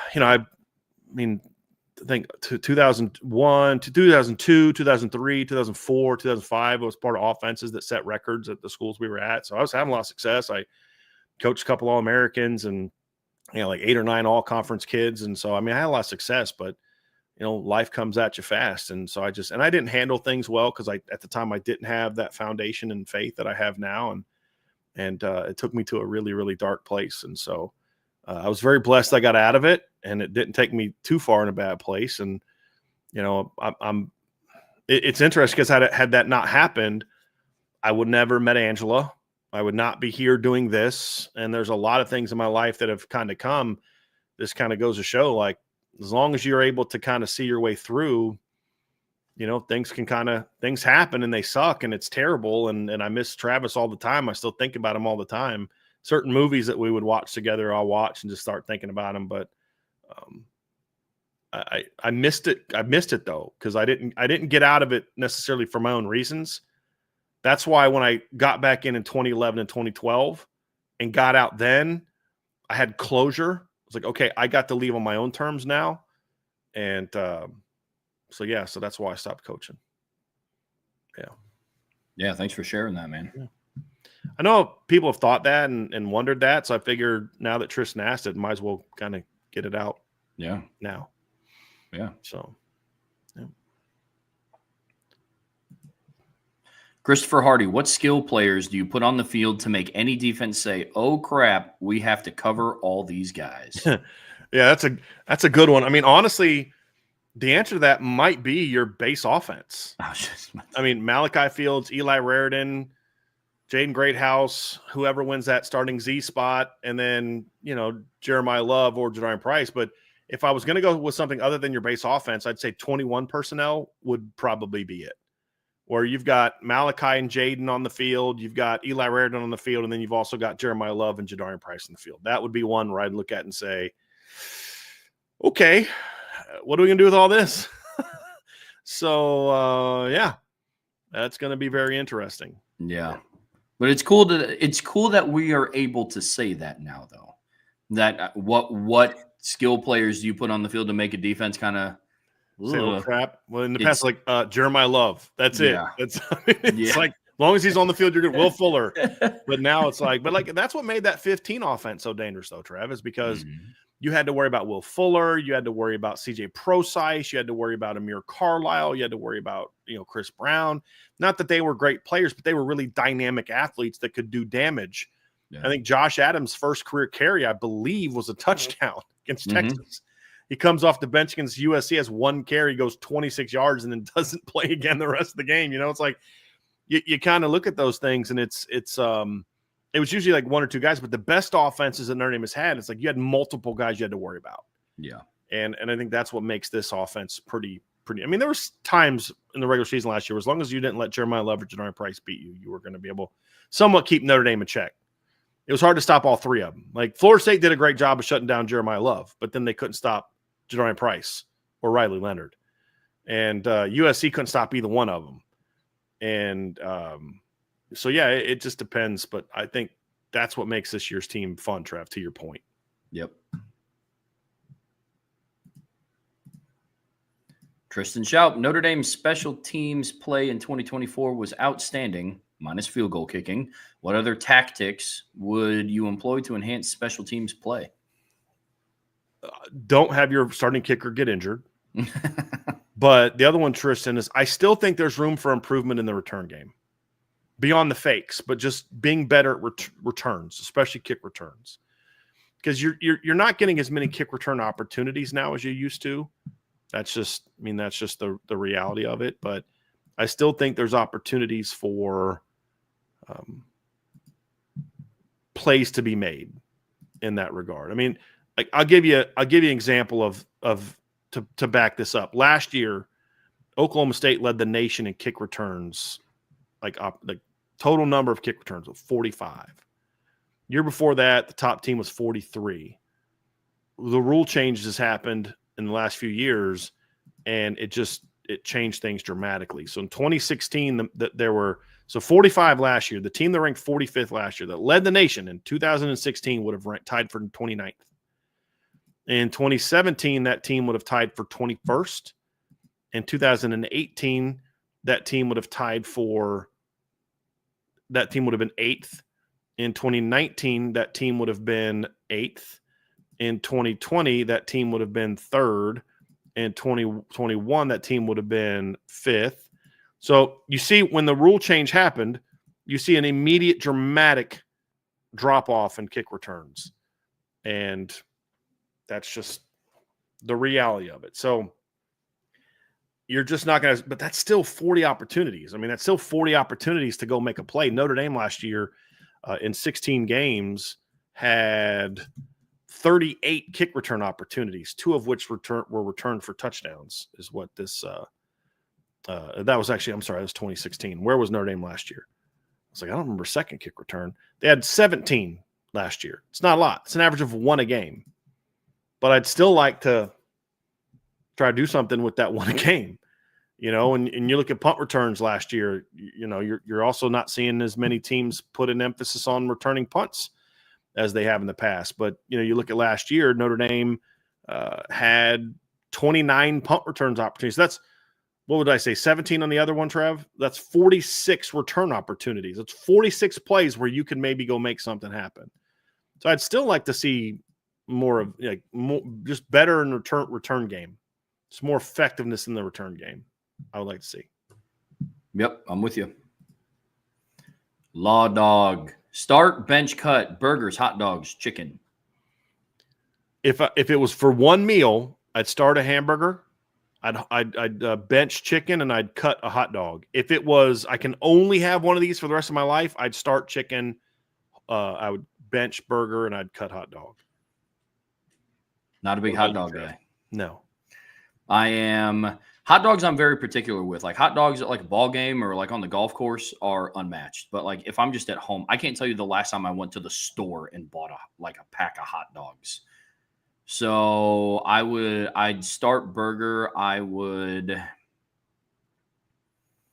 I'd start burger, bench chicken, cut hot dog, just because hot dogs are the only food that I'm like particular of when I have them.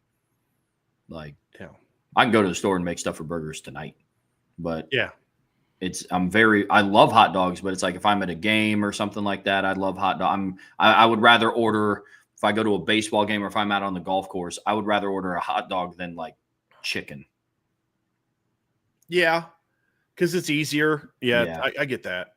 Yeah, that's a good point. You know where the only place I still have hot dogs? There's only one place I ever eat hot dogs. It's at Notre Dame games. Okay. Press box. They still have hot dog. They have hot dogs all the time. Their hot dogs are actually pretty good. Love it. Yeah, it's the only place I'll eat a hot dog. Now, my answer as a kid might have been different because growing up in Lima, there was this. I think it was like this root beer stand type place down the street from my grandma's house. So we'd go to all the time.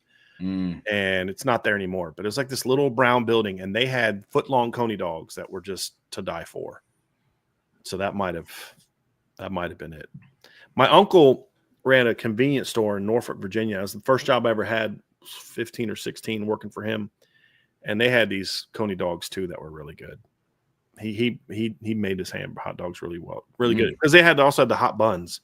And that's why I kind of like about the Notre Dame games because they're in those wrappers, those that keep in so when you get them, the buns are kind of like hot and soft, and they're really good. Yeah, really good. But that's about I'm not a big hot dog fan other than that. Pete Weber, if you could go back and change one play call in Notre Dame history, which one would it be and why? I saw this come up and I've been thinking about it, and I have two. One on offense and one on defense. In 2015, when Notre Dame needed to convert a 2-point conversion to tie the game and force it to go to overtime against Clemson, I'm not running QB power on the goal line. A QB power you already ran? Yes. In a similar situation earlier in the game? Yeah. I love Mike Denbrock. I love everything that he's done at Notre Dame, except that. I hated that play call. The second I saw it and what it was going to be, I was like, that's it. They're not. I mean, so that one on offense. And then, again, love Al Golden. Love everything he did at Notre Dame. Not the double safety blitz that he sent against Ohio State. In 22? Yep. Those are the two that stick out in my head of those play calls I just don't understand. Yeah. Yeah, I as far as play calls, like I kind of look at the one in 2015. That's a good one.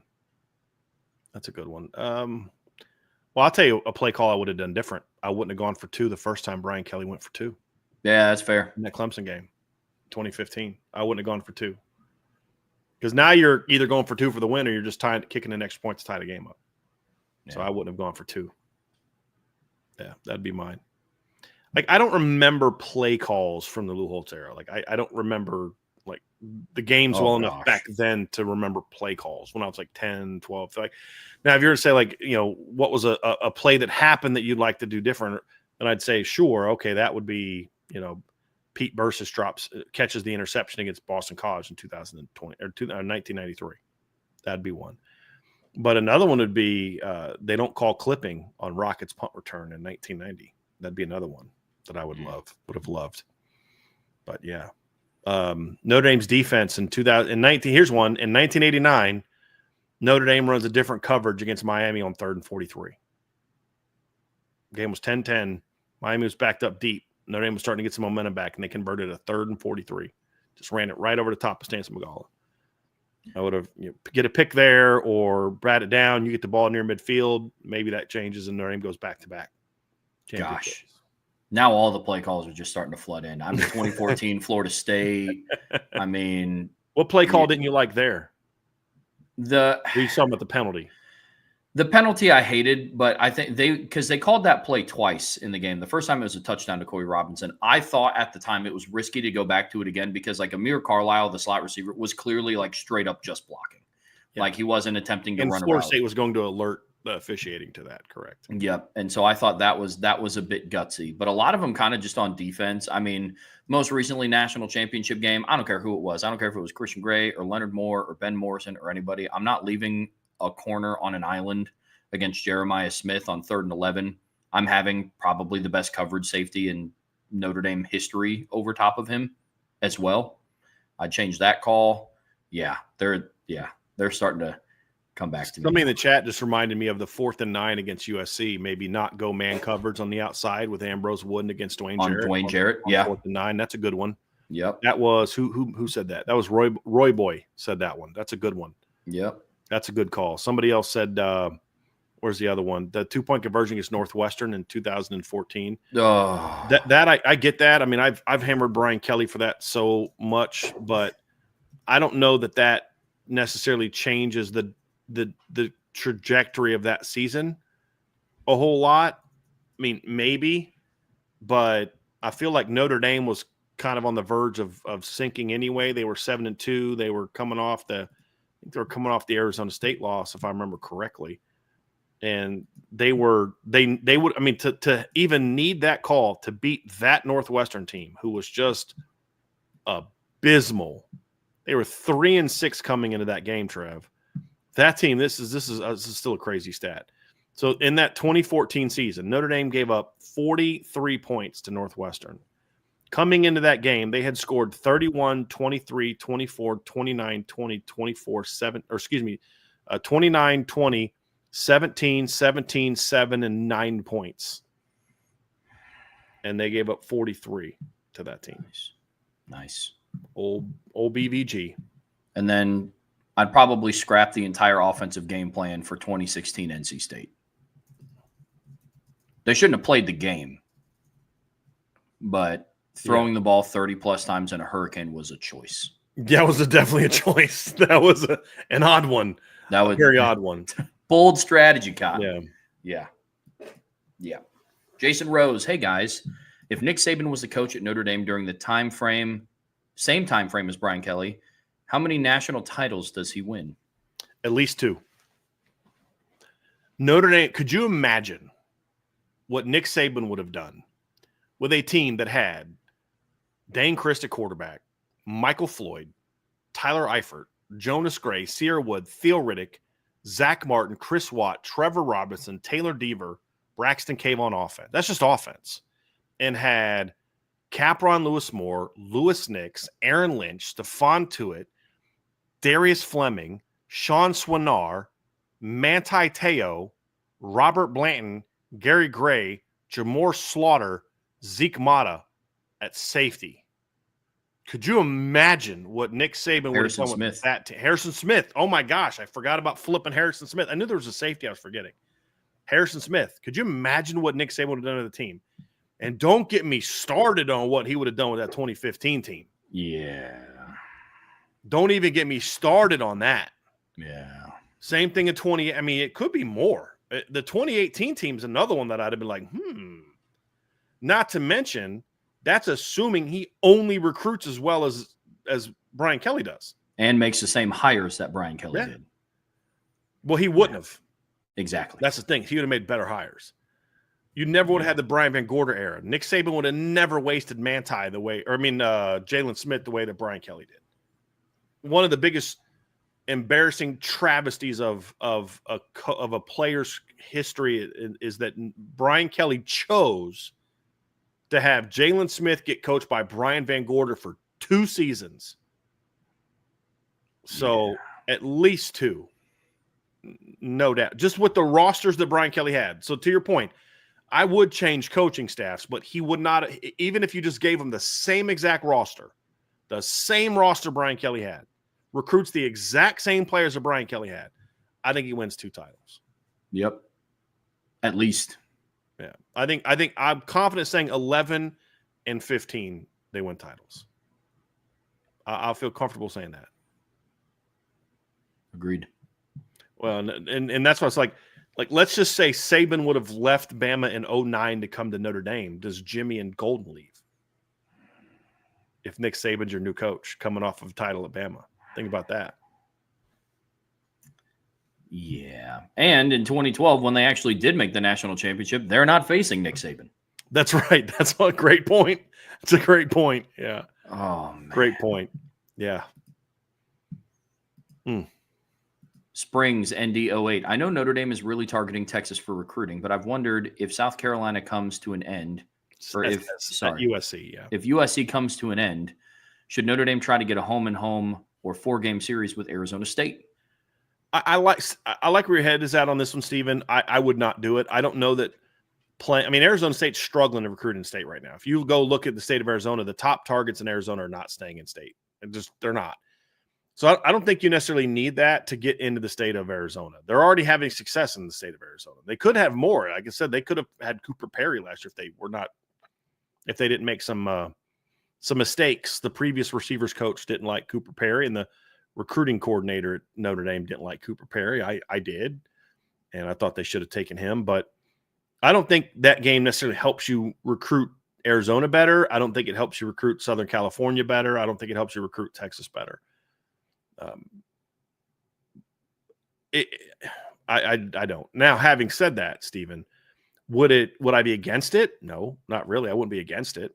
I'd be okay with it. I enjoyed the game. I went down in Tempe and watched. That was a fun game to cover. I mean, the outcome wasn't great. The game wasn't great, but being down in Tempe, first time ever, and being at that stadium and first time ever, and thinking of because I believe that's where the Fiesta Bowl used to get played back in the day. So that was a pretty cool deal, and so I wouldn't be against it, but I don't think it's necessary. So if you're going to say, should Notre Dame try to do that? No, I wouldn't do that. Would I here's one, if you want to get down into, recruit Southwest is hey, A&M, are you guys interested at all in extending this 4-game series to more games? I'd love that.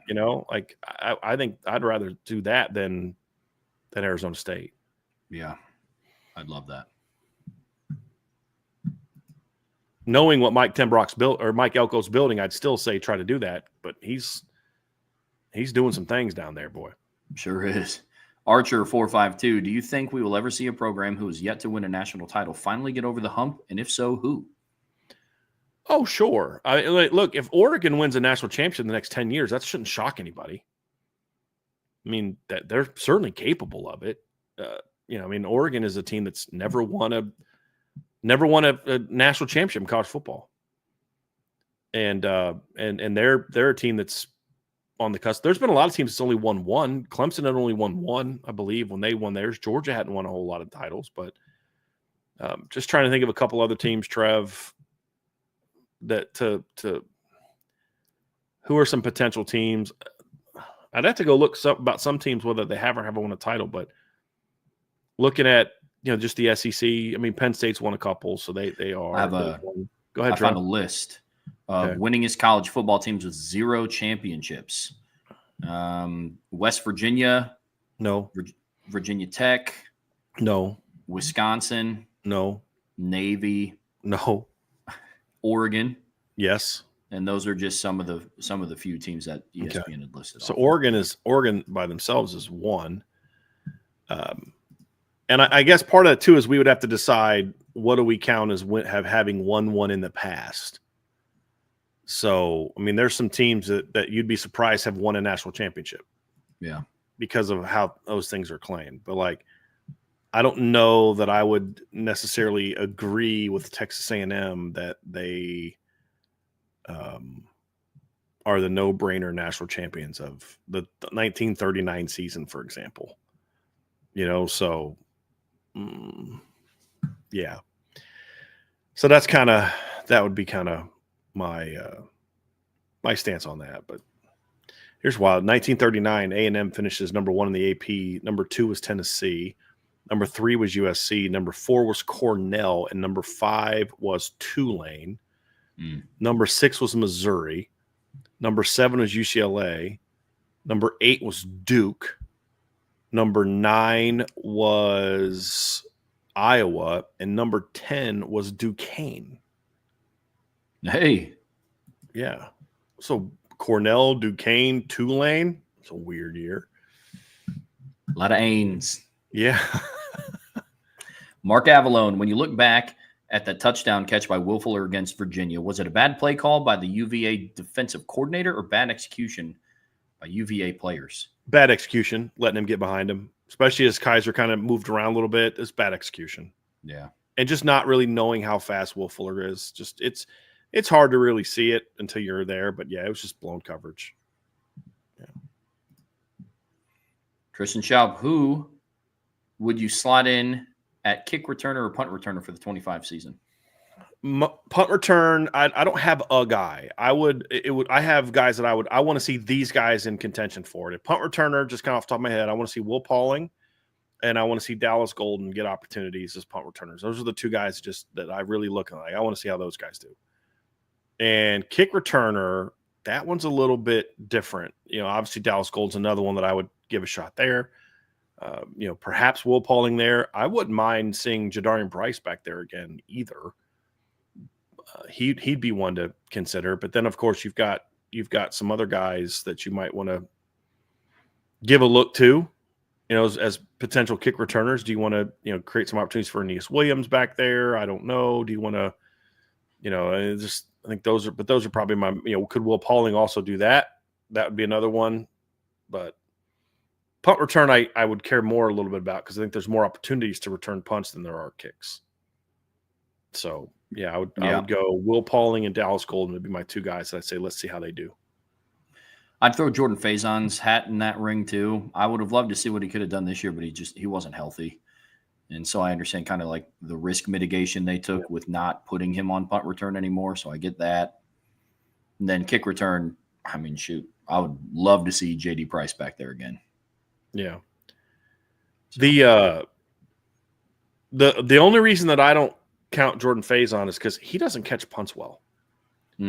Like he doesn't seem to track punts super great. Like he seems to put the ball in the ground too much as a punt returner. Now maybe he's better about that, but that just has always been a little bit of my concern. Once the ball's in his hands, it's a little bit of a different deal. Just line two people back up there, and then just let somebody else catch it, and then hand it off to Jordan. Somebody else go. There you go. I see where you're going now. Justin Kane, why did Mike Denbrock leave Notre Dame? He was basically, it was either that or get fired because of the 2016 season. He was one of the sacrificial lambs for Brian Kelly's failures that year. Brian, because he got fired. He basically got let go. Mike Sanford got let go. Part of the reason so I was told this by somebody close to the program that the actual D coordinator for Notre Dame after Brian Van Gorder was fired was actually Mike Elston, but that they couldn't officially name him there. That's why they promoted Greg Hudson and named him, is because Kelly was afraid he was going to have to be forced to fire his coordinator at the end of the year. And he didn't want to have to fire Mike Elston, which is actually kind of smart. That's why he made Greg Hudson his quote unquote D coordinator, but it was actually Mike Denbrock that was running that off, or Mike Elston that was running too many Mikes. Mike Elston that was running that defense that year. So basically he was a sacrificial lamb for Brian Kelly's mistakes. And so that's why he went to Cincinnati. And I say it was Brian Kelly's mistakes because Brian Kelly kept giving Mike Sanford more and more control. And so there's this issue of players who know to talk to. They talk to Brian Kelly, they talk to Mike Sanford, they talk to Mike Denbrock. I mean, Malik has talked about this on the show. He's like, we had three different people we had to answer to after plays. I got Kelly talking to me, I got Sanford talking to me, I got Denbrock, and I didn't know who was the person I was supposed to listen to, because you'd have Denbrock telling me one thing and then Kelly telling me something completely different. And so that was a major issue.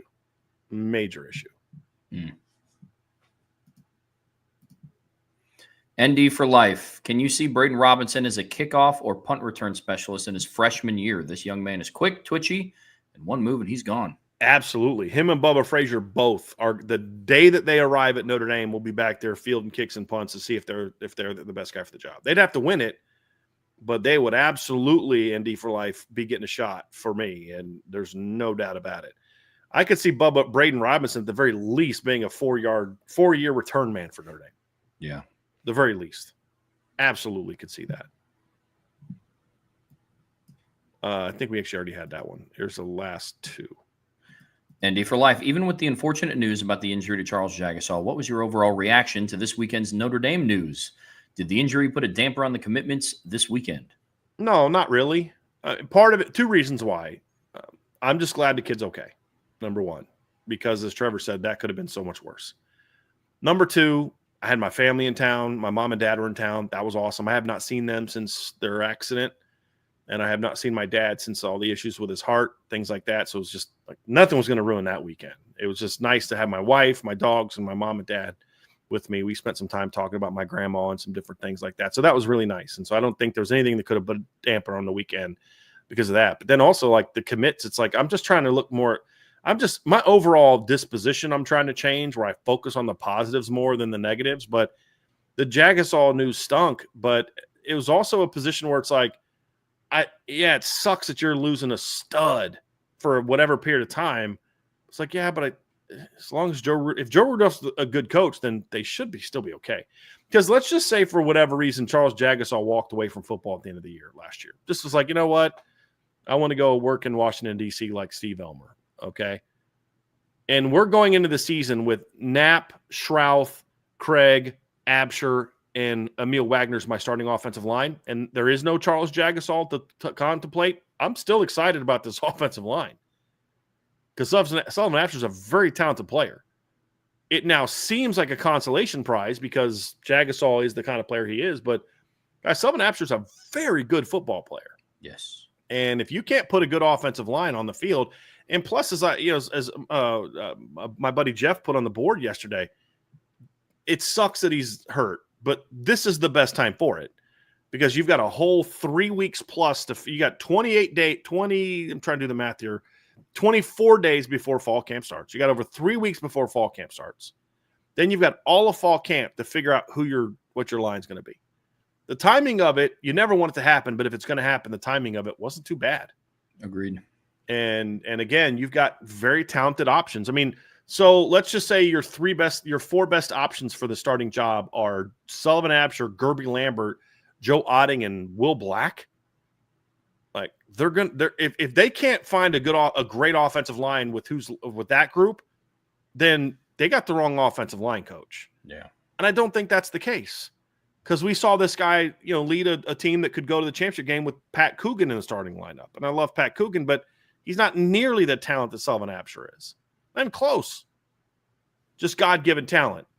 So, no, that now, if you'd have told me like, Malachi Field, CJ Carr, Leonard Moore, like that would have, like, I'd have been like, oh, God, that changes things for me. And it's not that they're better players than Charles. It's just that's a position where you're just better suited to be okay. And that's why it just – plus, like I said, all the other reasons with my family in town. I got to hang out with my 3 favorite people in the world this weekend, my wife, my mom, and my dad. Something related to Notre Dame football wasn't going to dampen my weekend. It just wasn't.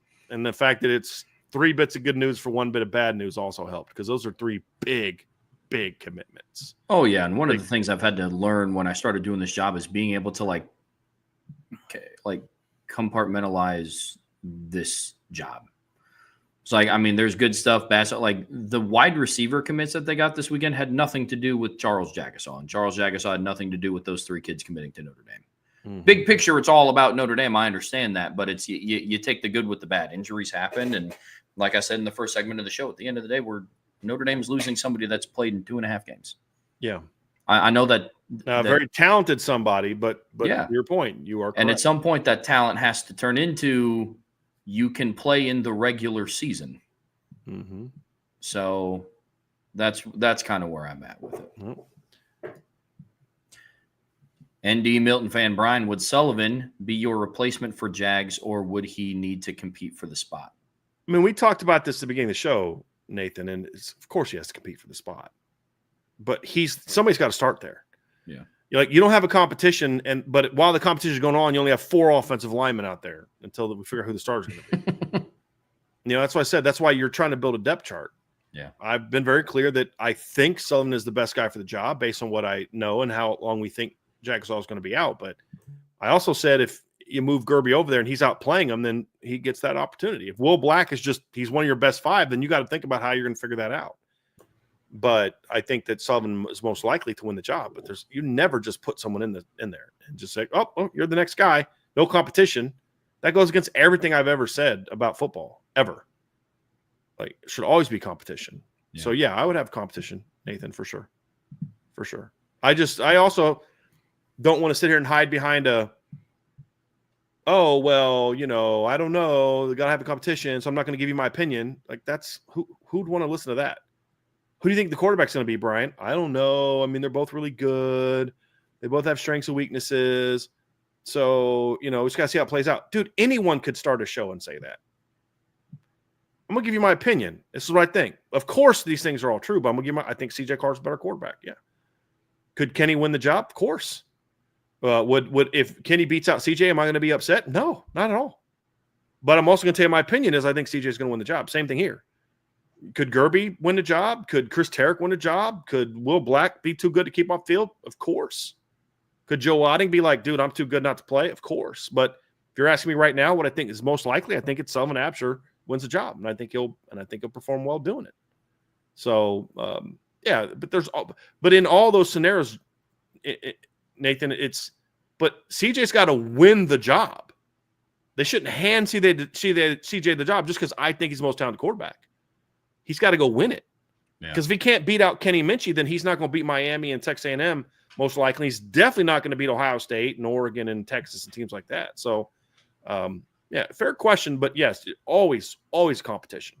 Always competition. So, Trev, that's going to do it, man. That's the last question for today. Well, good deal. Bryan and I will be back tomorrow. We are going to go over the tight end position room, and then we're also going to preview Notre Dame's 6th opponent of the season, NC State. But until we get there, folks, please be sure to hit that like button, hit that subscribe button, hit that notification bell, share this podcast with your friends and family, anybody that you know loves Notre Dame and college football as much as you do. But as always, the best way to support what we do here is subscribe to the premium message boards at boards.irishbreakdown.com. So until tomorrow, that's Bryan. I'm Trevor. We'll see you back here very soon on the Irish Breakdown Podcast.